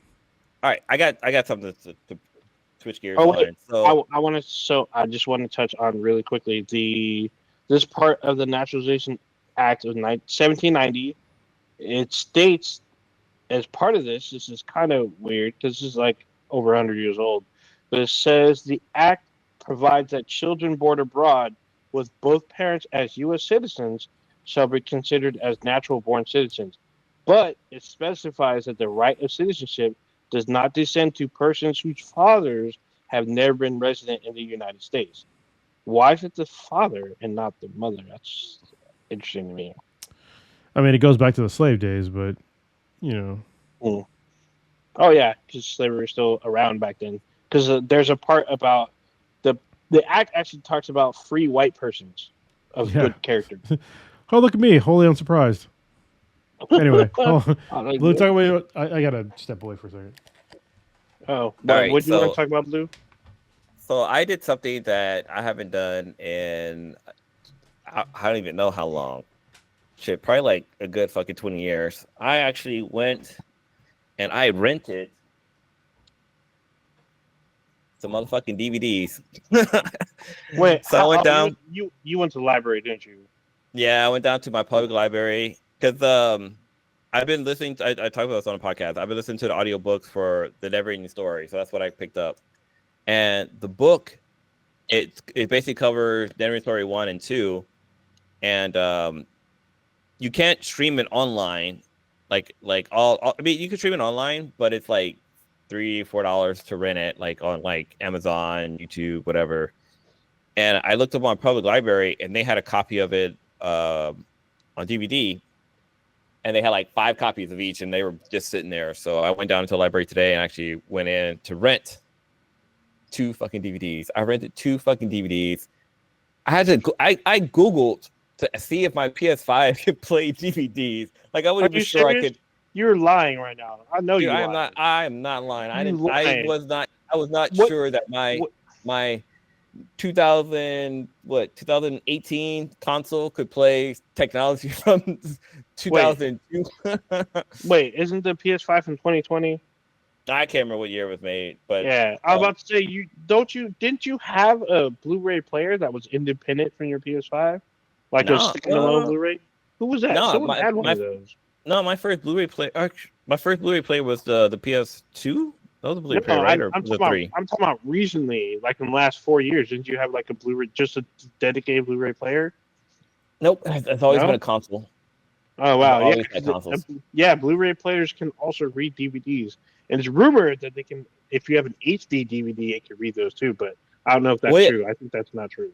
Well, that's one of the research I stumbled across was that like the PS5 can play HD DVDs, or maybe it was HD Blu-rays I saw. But it was. It's interesting because it's been a long time since I put a DVD inside of a PlayStation console, and I remember just always hating it. Like the control function of it like just doesn't feel right. Like you using your gaming controller to control it just doesn't feel right. Versus having like a remote control, like an actual like TV style remote control. That's fucking hilarious. Hold on, I gotta find something. Keep going. Okay, no, so here it is. Yeah, when I stuck the DVD in there, like it was actually it has PlayStation 5. The PlayStation 5 have like a secret or like a cool screen that shows up when you're watching a DVD. Like it's not just a regular like disc that just sits there. It actually has like some cool graphics that happens. But yeah, once the movie started playing, like I was trying to figure out how to like add subtitles because I can't. I'm not sure. Maybe it's just this generation or just people nowadays. But I can't watch a movie without subtitles on. But the DVD is like, I think it might be scratched, so I can't really. Like whenever I try to like choose a language, the DVD starts skipping. So I just said, "Fuck it, I'm just gonna watch it straight up." So I asked, he rented a DVD and didn't know if it was I did something I haven't done in like probably like 20 years, and I rented 2 DVDs. Oh, Never Ending Story. Nice. Yeah. Isn't the Never Ending Story on Disney Plus? Nope, it is not. It's not a Disney movie. It's I know it's not a Disney Warner movie. Brother. It's a Warner Brothers movie. It's Warner. I was gonna say it's not Fox. It's not in those other platforms. It's Warner Brothers. I feel like all those fantasy movies were too. But yeah, so before you go on, did your players, your PS2, PS3 didn't have one of these? Well, this is for the original Xbox. This is a DVD controller. The PlayStation did have a controller that you could buy. You could buy, to be able to control it. PlayStation has always been gaming first and not like home entertainment bullshit. Yeah. But check this out. So the PS5 does have I think it's called like C2C, where basically you're like how when you can turn on your PlayStation and automatically turn on your TV. And there's a function called C2C, I believe. But I can actually control my PS5 with the remote control for my TV. So I'm actually able to like pause the movie, rewind, and stuff like that from my TV remote, which is pretty cool. But it's just interesting that I like Carlos, you weren't here. I had talked about how I had to Google to see if my PS5 can play DVD because I wasn't 100% sure it could do it or not. Yeah, man, it's old tech. Yeah, that's the thing. It's so old. I wasn't sure it could do it. Like, when's the last time you bought a DVD? I mean, I'll buy a Blu-ray, sir. First of all, I mean, like a DVD would look weird. It'd be like 720 max on the screen. Yeah, it's the video quality. Probably like 480. Yeah. Great. I mean, it still has like the widescreen. It has the boxes on the top and bottom, but yeah, so, it's like watching the movie without glasses on. So the Never Ending Story is streaming. However, you have to rent Yeah, it. you have to pay for it, but that's why I went down to my local library and got it for free. $3.99. Yeah, it's like Yeah. $4. It's $4. It's $4. Yeah, on all these 24 hours. services. I think it's either 24 or 48 hours you can rent it for. I have no. Each one is different. I have no idea. You can buy it for $15. I decided buying a digital copy. I decided to support my local library, but I just finished. Support your local library by paying for actual taxes. Yeah, but also you can donate too. I donate to my local library. I donate every fucking month. Oh, right on. Yeah. So I mean through my tax dollars. I want to be specific. Oh, so. I was about to say I took a box of DVDs and donated to my local library. I literally dumped it in their little drop box, filled that bitch up. Was it all hentai? One funny. No, I leave that to Prodigy. He can do that. That's all him. Another funny sure thing he's is not that going to part with his Interspecies Reviewers DVD Blu-ray. He's never getting rid of that. Blue, go ahead. With these DVDs, so you know how like there's usually artwork on one side to let you know like that's not the side you play, but like this one is I was like, wait, which side do I fucking play? Because it's reflective on both sides. I wasn't too fucking sure, but one side has the library's like signature on there, whatever not. But actually, I had to clean the disc too because it was dirty as fuck. It might have had jizz on there or something, but I had to clean it. And I remember, dude, I'm serious. There was like a watermark on there or some shit like that. Not like a watermark to keep you from like a cum stain. Oh man! Somebody added their own Never Ending Story to the disc. But the DNA on the disc. Somebody added their DNA. Well, no, like remember having it. Remember how like you had to clean right here. Disc? Look, I send these to you. These are DVD ripes. Nah. No, so actually I used my eyeglass cleaner to clean the disc, but like just cleaning it made me think about like back in the day how like when you clean like your old PlayStation disc, how like you can't just go like back and forth. They had to like spin it to go with like the grind, so you don't end up like ruining like the I guess the coating that's on there. Mm-hmm. But pro tip: you can clean DVDs with Windex. It works. Done it. So, hold on, Blue. Now I'm concerned. You say you clean it with your eyeglass cleaner thingy. No. So I have a solution. Okay. Solution, and I used a microfiber cloth to clean it. I didn't use like the. Well, you're about to say he had jizz in his glasses. I was gonna say he's gonna like. Are those floaties that I'm seeing, or is that just sperm? Oh my god! I already do. Oh my god.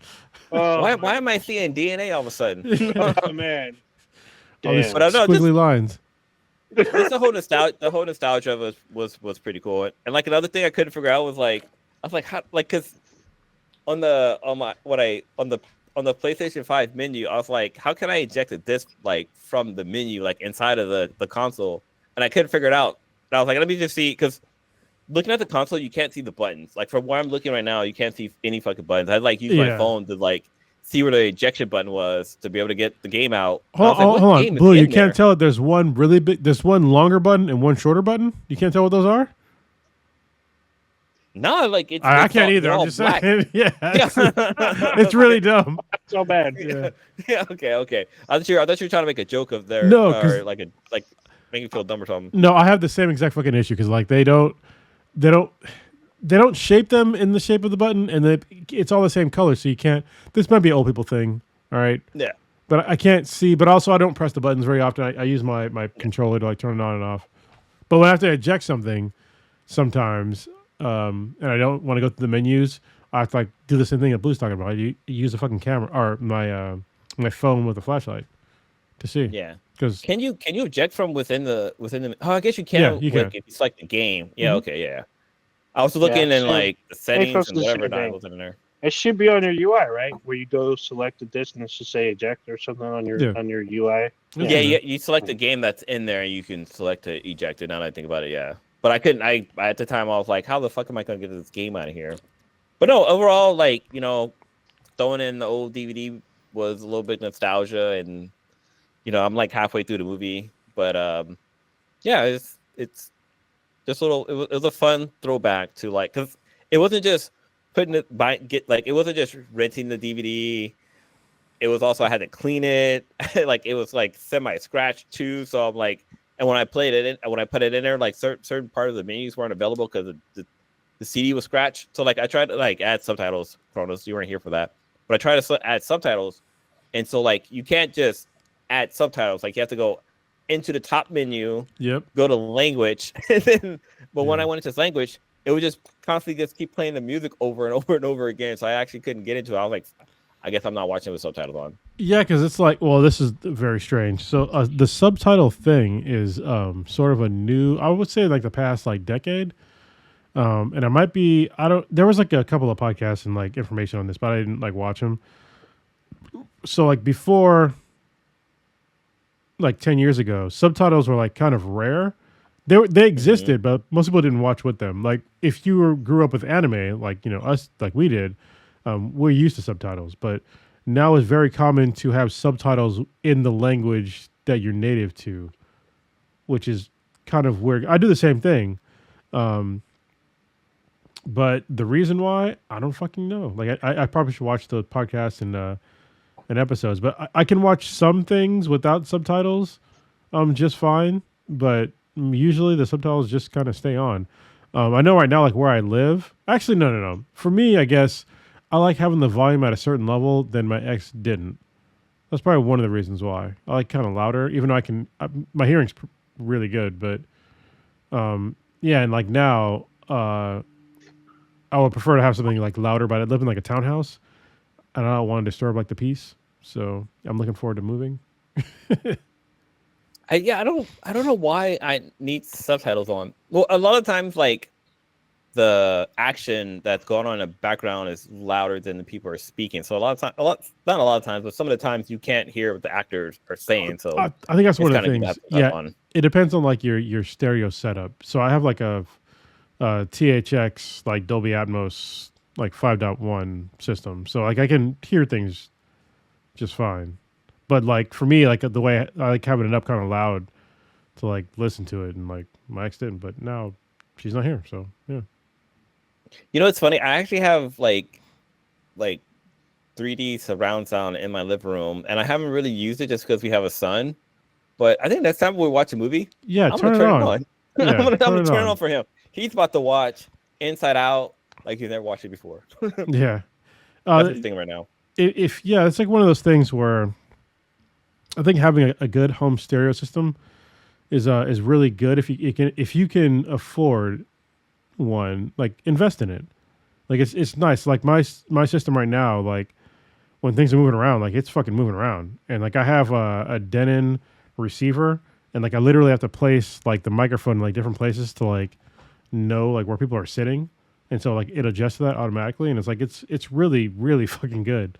So if you can afford that, like just invest. Like don't get the fucking, if you get, like I said again, if you can afford it. I don't want to sound like some kind of crazy rich asshole that doesn't have common problems, but sound bars are just okay.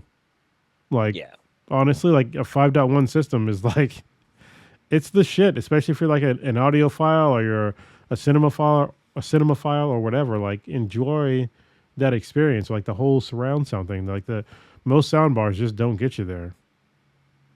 Yeah, the setup I have a Vizio, and it has a sound bar, but it also has a subwoofer and two back speakers, and they do a really good job for the. Yeah. And like when you set it up, it actually has microphones in it too, because it actually will, like part of you setting it up, it actually will go through. It'll run through a system check, and basically will check where the speakers are and like find out it will tune everything basically, which is pretty dope. You have one of those, yeah. Yeah, I have one of those too, because like if things are fucked up, like you do a sound check, but it also tells you where to place, because you're supposed to sit in the middle, and it's supposed to project out sound. It tests each one. If it fucks up, it asks you, or if it doesn't detect one, it asks you like shit like that, and you can move it around for optimal sound. It's actually pretty cool.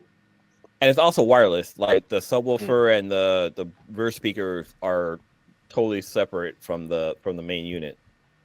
So they have their own power supply, so I have to like plug them in or whatever. But yeah, there's been before my son was born, like there's been a couple movies where I'm like, I cranked it up. It's like, okay, this is my own home theater system. Oh my god! So like the original Infinity Base, I literally had soundproofing in the walls and stuff, just so like my neighbors wouldn't hear it as much. And yeah, I'll fucking blast shit all the time. And like my old houses, I would just blast shit. Because yeah, I like loud music with like a lot of bass. So yeah. Right on. Yeah, I forgot about that. I remember we all saw that. So the progression. It's always weird to me because like Facebook reminds me the stages of the original Infinity Base. I'm like, oh shit, I remember doing this shit. Yeah, today 6 years ago, most of the roofing went on. So the shingles, except for like the ridge vent, went on 6 years ago today. Damn. So I think no matter where I move to, I'm going to put in another shed like that because the experience of like doing it and like being away from like the house, it was so fucking cool to like have that space. Like I really want it back. I mean, you literally built. I mean, it was the Infinity Base. Y'all helped me. Yeah, we did. Yeah. But it was literally your man cave to be honest. Yeah. I think that's something that's pretty dope is having like a separate, basically like your own office outside of your house because, I mean, I've like a lot of us work from home for like the last decades or so, and getting outside of your house to work, like sometimes like I would go to like the library to work or I'll go to like a coffee shop to work, but just getting out of your house gets you out of like not your comfort zone, but like because when you're at home you're like, you know what, I'm gonna take a quick little 15-minute nap or something like that. I'm gonna go into the living room and watch a quick show or something like that. Like there's that temptation basically, but like if you have like your own little man cave, like you're separated from the house, so like this is like, you know, you're in your workspace, like you're not in your house, you're in your workspace or something. I don't know, maybe it's just me, maybe, but no, it's not just you. Like having that actual workspace and like my space was it was really, really cool, and I want that. And don't get me wrong, like the room I'm in now is my room. Like this is my room. But having like my separate building where I could like, because like right now I can't blast fucking music in here. Even if I didn't have neighbors, like I still have, you know, Riley's right next door. I couldn't do that. But in like the old Infinity Base, yeah, it was like fucking, you know, midnight, 1 a.m, I could still fucking blast music because I had soundproofing in the Infinity Base, and yeah, the shit was fucking great. And I had like lights in the fucking ceiling and shit that changed colors. It was, I miss it. Like a rave game. Yeah. Someday. Yeah, someday soon. There you go. All right, should we wrap it up or anything else to go over? Let me take a quick look. Oh, real quick. So I did something for the first time ever, literally yesterday. So I did acupuncture and cupping. Oh, yeah. And I also got sorry. Cupping sounds wrong. Cupping sounds wrong. Oh, sorry. Why does this sound wrong? I know what it is, but it just sounds wrong when Twitter exists. So okay. Well, whatever. I had a really great experience. So, yeah, I've been having problems with like my shoulder, my neck, and like I'm fucked up like physically. Like I just kind of worked through it, but my shoulder were like my neck and my knee, especially, were like have been like pretty jacked for a while. So I decided to do something about it. A friend of mine that I do jiu-jitsu with, she recommended a place to go to, and I did, and she did a great job. Like I just signed up for like a 75-minute service. I knew it was going to be acupuncture and cupping, but I didn't know it was going to be like massage as well, which is like it's a really holistic approach to like get it all just like worked out all together. And it was great. Like if you're ever hesitant to do acupuncture, I mean, like obviously find somebody reputable, but it doesn't really hurt. I mean, I had a couple of spicy like points, or needles or whatever, but it wasn't that bad. Like it was just like, it might have caused some like temporary pain for like a split second, but then it was fine. Like it was nowhere near as bad as like what you're probably thinking when it comes to like needles and stuff like that. it was very relaxing. The cupping thing was like, it was pretty cool. So cupping, for those are unfamiliar, it's when they like take like these suction cups, and they put them on various parts in your body and like sucks your skin. Made out of glass, right? Yeah, in a glass. There's a couple ways you can do it. One way is to like use an actual like vacuum thing and like suck the skin up into like the cup.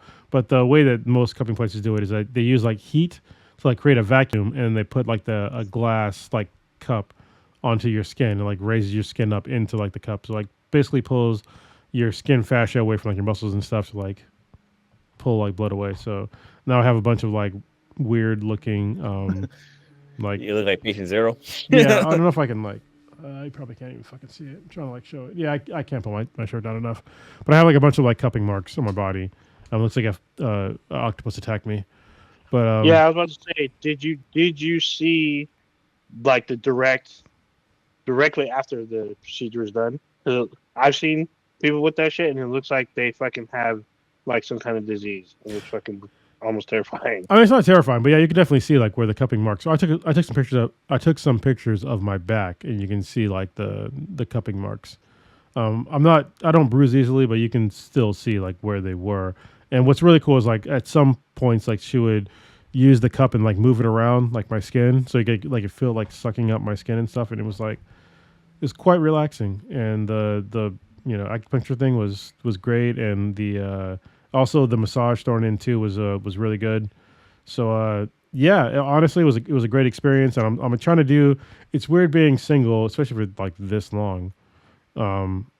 Is I basically have to take myself on fucking dates, like by myself to like do stuff for myself. And self-healing.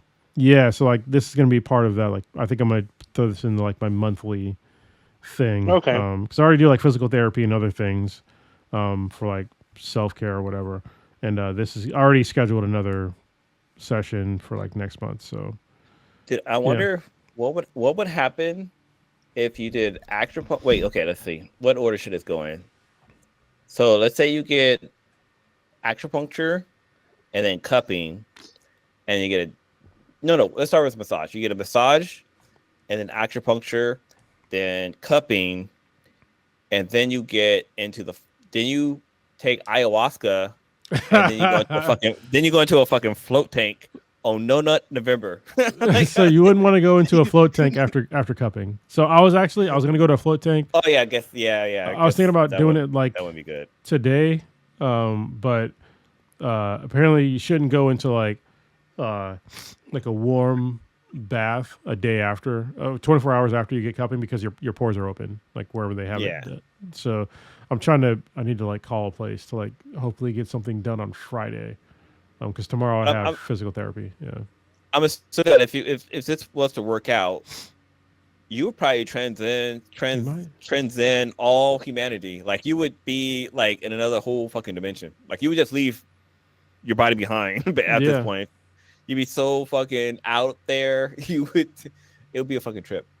But yeah, I mean, honestly, I applaud you for doing like these kind of these open-minded things, because I still want to float. Like you still haven't gone? I was in Japan, no, I haven't gone. And the sweetest wants to go too. But like when I was in Japan, I did acupuncture, which is really good. I've never done cupping, but the sweetest birthday is coming up, and we're gonna go to we're trying to go to that place in Palo Alto to get massages again. That one cool place, but yeah, I'm afraid to float, because I feel like if I float, I might shit myself. You're not going to shit yourself. You know how to go to sleep, right? Do you shit yourself in your sleep, or just lay down? Yeah, same, man. Yeah, I need to go back within the next 2 weeks. I'm gonna go on another float. I haven't been since I've moved down here, and it honestly, I love floating because it's the highest that I've been without drugs, which is great. So I was like, hey, did he mean it when he said it? Oh yeah, he did. Yeah, no, it was without drugs. Not that I do like a bunch of drugs, but I'm just saying the shit was great. And there's a place cool. There's a place down here that has like really nice float tanks that I'm trying to go to for pretty cheap. So yeah. Right on. It's fun. Every time you guys talk, specifically you, Cronus, when you talk about floating, I keep thinking of Stranger Things. Yeah, that's what it is. Yeah. when they floated 11, but they did it in like a bathtub, and it kind of worked. And they did it in that big ass tank, the big black one. Where they did that shit, and they filled hella salt in that shit. So they're supposed to be. So like in a typical float tank, there's like 1,000 pounds of salt in there because you have to be able to like actually float. Because so in normal water, even in like the ocean, I'll sink because I have like a dense body, I guess. But in a float tank, like you just float there, and it's the same temperature as your skin, and after a while, like you don't feel anything. The last thing to go is like hearing your heartbeat, and once you don't hear your heartbeat anymore, obviously it's still fucking beating, but then you shit yourself. No, you don't shit yourself. Why are you doing the whole shitting yourself thing? Because it feels like you reach so relaxed that you lose control of everything. No, so a float tank is 25 to 30% Epsom salt to the water mixture, the weight of water. Yeah. Meaning that every 100 liter of water is 25 to 30 kilograms of Epsom salt. Yeah, so you will float. You float too? And maybe shit yourself too. No, I don't know why you're doing this, but yeah, you're definitely not going to shit yourself. If somebody shit themselves in a float tank, I'll be very concerned. Even though it's so like. Don't they even ask you if you're like sick or anything? They do, yeah. Obviously, don't go in if you're sick, but every time you float in a float tank, after you're done, even before you go, like the whole system is flushed out and it goes through like a whole bunch of filtration systems, like UV systems, actual like physical filtration systems, and like a whole bunch of other ones. So like the water that you're sitting in is clean. So yeah. Oh, so the last person that was entered floating, I'm not floating there, float. No, it's all that shit is like, hermetically cleaned before you get back in there. So yeah, shit's great. But then also like, I don't think would bacteria like be able to survive in that environment because it will not. Pretty fucking salty. Yeah, it's way too salty for bacteria. And the filtration gets rid of viruses. So yeah. What? I said you could probably brine a turkey in there. Yeah, actually, you could, but it's Epsom salt, so you definitely probably shouldn't. That'd be pretty gross. Yeah, I'm all. You eating Epsom salt out there? That would be the saltiest fucking turkey ever. It's almost turkey season, so we'll be talking about it. Oh, it'd be salty like Kamala Harris's campaign team right now. Ooh, damn. All right. Should we wrap it up?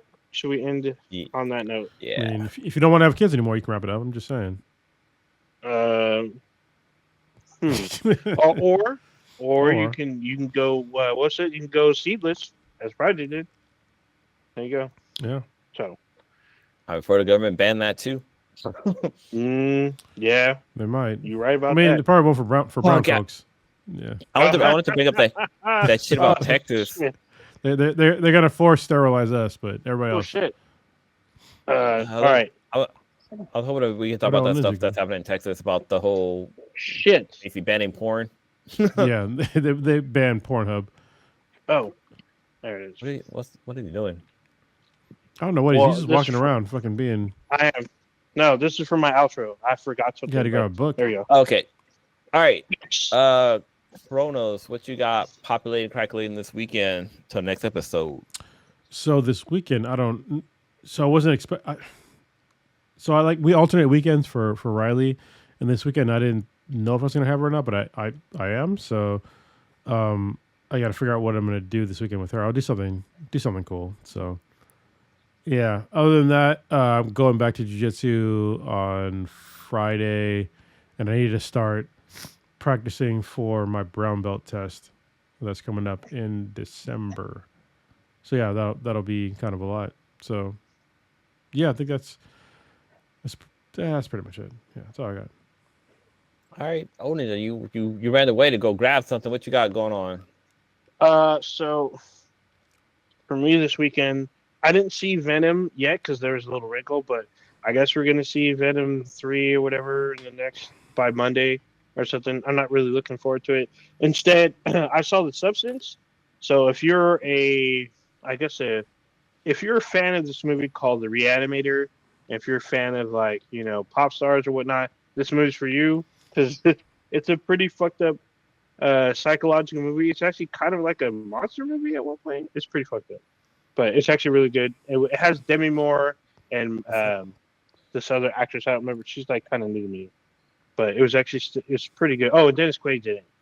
So it's basically about an actress who's like elderly, or not elderly, but she's getting older, and they tell her like, you know, you kind of lost your luster. They want someone younger and hotter. So she finds somebody gives her this like serum. It's called the Substance.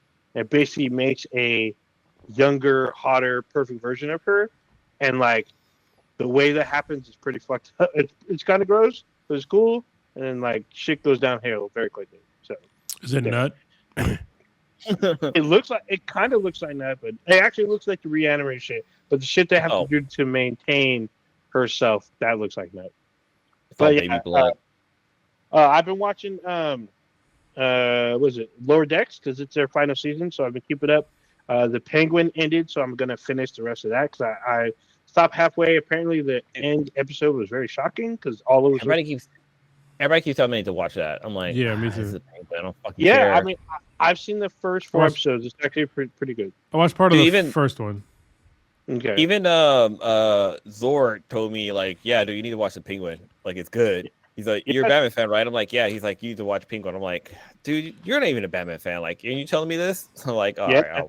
So it's weird because the way Penguin's set up, it's set up like a mafia movie. Like it's legit. The way it should be. Mafia. Yeah, it's literally a mafia series. So it's like, oh, so that's what kept me engaged. So that's why I kept watching. And then like an element is introduced. Well, basically Sofia Coppola, who is an unstable element, is introduced to the mix. So you don't know what the fuck's going to happen, and it's still great. So that's been cool. As I wait for Monster Hunter Wilds, I've been playing Monster Hunter World. It's still been pretty cool. Tomorrow is the first update, or actually tomorrow is the big update for Black Ops 6. So tomorrow is Warzone and the Battle Pass starts, and all this other weird shit's going to go down. I'm looking forward to that. I'm probably not going to be able to play until tomorrow night, but I know B-Boy and Domino. Well, actually, no, I don't think Domino's playing, but a couple other players are playing it. We're looking forward to the new season, first season, which starts tomorrow. Today, I went and picked this up. This yes! Via audio, I picked up Dungeon Crawler Carl. So awesome. I bought this today, and it's a hardcover too. This is a hardcover for this. Oh, nice. Just got this like a couple of hours ago. So this is, when I went to go get it, there's only 2 copies left. This is one of the 2. Oh, that's fucking great. Yeah, so I was like, fuck, I'm picking this up. I want to read this shit. It looked fucking crazy. This is, how long is this? Oh, it's only 400 pages. That's not that. Yeah, it's not long. Yeah. So I'm looking forward to reading this. Yeah, actually, I'm probably I might read, so I never read Ready Player 2, and I still have it. The hardcover. Okay. Yeah, Wow. I never watched it. Yeah, it's been a while. We all got it day one. I got it when you 2 got it, but I might read that before I read this. I might read them simultaneously. I don't know yet, but I'm probably going to start rereading. What else was there? I think that was kind of it for me. Library. So you know what's hilarious is like I literally have the same book you're holding in your hand, or you were. Yeah. You taking pictures of it, right? Do you taking pictures of some stuff in here? Yeah. So like I'm still reading. I already read I'm caught up. I'm on book 6. Book 7 just dropped the other day, but I'm waiting for the audiobook to come out. But I'm rereading book 1. And at night when Riley's here, like we read books like for the last 20 minutes before she goes to bed. And I was just reading that book tonight. So yeah, I just literally picked this up. I picked this up like an hour before the podcast. I'm like, I really want to get this. You are not prepared how dank this fucking book is. This book, I'm ready. My body's ready. I can't fucking stand cats, and this book made me care about a cat. Really? Damn. Yeah. So for I know that statement is more than true for Cronus. For those of you who don't know about him not standing cat, he has like a story that I've heard numerous times. Actually, I've heard every Pinhead event, he tells the story about why he doesn't like cats. And it's still funny to me every single time. And he didn't play Monster Hunter World, or he disliked it, number 1, because it has fucking cats in it. Yep, fuck them. Wait, so this is funny. So Cronus and my wife have the same reasoning for not liking fucking cats, and it's the same family. Same fucking family. That's hilarious. Oh my god! It's it like dawned on me right now. It's like, oh, that's right. Cronus doesn't like cats because of such and such. And I didn't know that she had the same experience with this fucking asshole cat. So yeah, changing lives. Yeah, the cat. Cats are dicks. Mm-hmm. Is that it for you? Yeah, that's it for me. For myself, the Sweets and I we're gonna go on a nice date night on Saturday. Nice. We're not gonna go out for dinner. We're just going out for drinks. We're gonna hit up Mad Oaks in Oakland, which is like a really just laid back, just really cool little beer garden dive bar. It's not a dive bar because it's clean. It's clean. But we got that going on. I had an appointment today for my eye, and the doctor said everything's looking good. She wanted to put me back on steroids just because I still have a little bit of swelling going on. Okay. So my eye's gonna be jacked. Get some steroids and start lifting, bro. Just saying. I should. Like I mentioned earlier, like I just finished reading the Never Ending Story, so I wanted to go back and watch the movies again. How do you finish something that never ends? I don't know.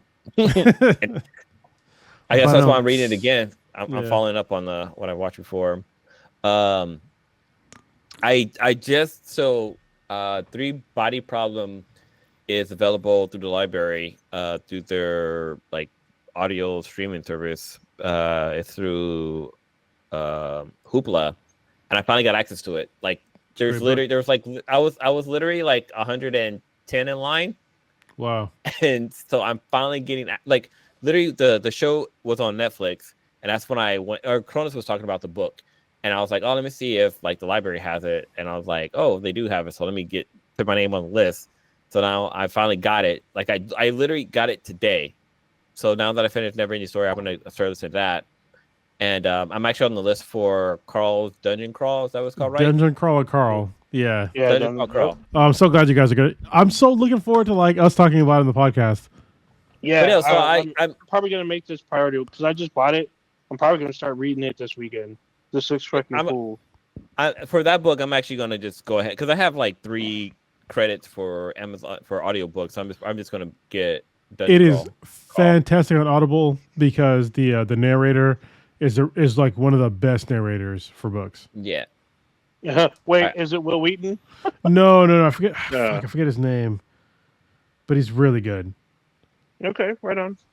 Oh, I wonder if it's the dude we met, Kevin. No, not him. No, okay. You know what I'm talking about, right? I'll tell you in like. World. Give me 15 seconds. All right. But yeah, it's funny because I was thinking like, there's like, I'm thinking about like books I would have in like my own personal library, and I would say like Ready Player 1 and 2 would be on there. The Harry Potter books would be on there because like those were fantastic books. Never Ending Story would be on that list too, just because it was a fun book. I wouldn't choose anything like I read in like high school and stuff like that, just because I was kind of forced to read them. But I actually want to go back and actually listen to some of the audiobooks that like books I read in high school, like To Kill a Mockingbird, like One Flew Over the Cuckoo Nest, like all the stories we were forced to read. Classics, all the old classics. I think the next one I would want to listen to is Lord of the Flies, because I remember reading that book in high school thinking like, yo, this book is fucking crazy, because then we turned around and watched the movie. No, I think that might be. I might throw it out on the list for the podcast this week, is finding out what books are in your library. Like, what are your books that you like to have in your library? Yeah, I need to do like I think we should do like a reading club, because honestly, I want to do that we all too. go through like a lot of books. We keep saying that. Keep talking about it. Yeah. Hold on. No. So, I was gonna do it tonight, but I'm gonna wait. I gotta wait till December. But I have a big announcement. It's podcast related. I'm gonna wait till December, and I'll wait for Prodigy to be back, and we're gonna do. I'm probably gonna do it early on, and it'll tie into the book club and or your book club you want to start and everything else. It's gonna be huge, and it's gonna be great, and it will coincide with our 10-year anniversary. Oh, Ninja's writing a book. So sorry. The narrator for Dungeon Crawler Carl is Jeff Hayes, and he is one of the best in the industry. Why did I know that name? Is he an actor? He's a voice actor. It's like he's really good. Okay. There's actually something I've been wanting to bring up on the podcast regarding like reading and stuff like that. Like I'll talk about it later, but there's definitely something I want to bring up about it. And like once I say it, it's like, okay, that makes fucking sense. But yeah, same here. Like in the book for the Neverending Story, the narrator would say something like, "Oh, like Atrejo or Bastion buried a sword in the ground, and it wasn't found for like thousands of years." But that's another story for another time. Like there's a lot of stories that they won't go into. They'll just say like that's a story for another time. And it kind of pisses me off because it's like, you guys can just like get a little cliff note or something in it, but they just end it off like that. But no, yeah, there's something I've been wanting to bring up, but I just haven't had the chance to bring it up. But yeah, other than that, okay, I'm gonna take us out of here. All right, you just experienced Black and Back Times of Infinity podcast on the internet. Check us out anywhere and everywhere with Beads and BTI. That's BTHANBTI. Anywhere you consume your podcast or listen to them, just know every Wednesday, 8:30 Pacific-ish time, we go live on YouTube and simultaneously on Twitch. You can check out our official website, bandheadproductions.com/BTI. Email us at btbti@gmail.com. We also have a Discord server. Email us, let us know you want to join. We can find us on socials with BTI. I think that's it. Yeah. All right. We are out of this week. As I slowly bring up the video editing. There we go. Yeah.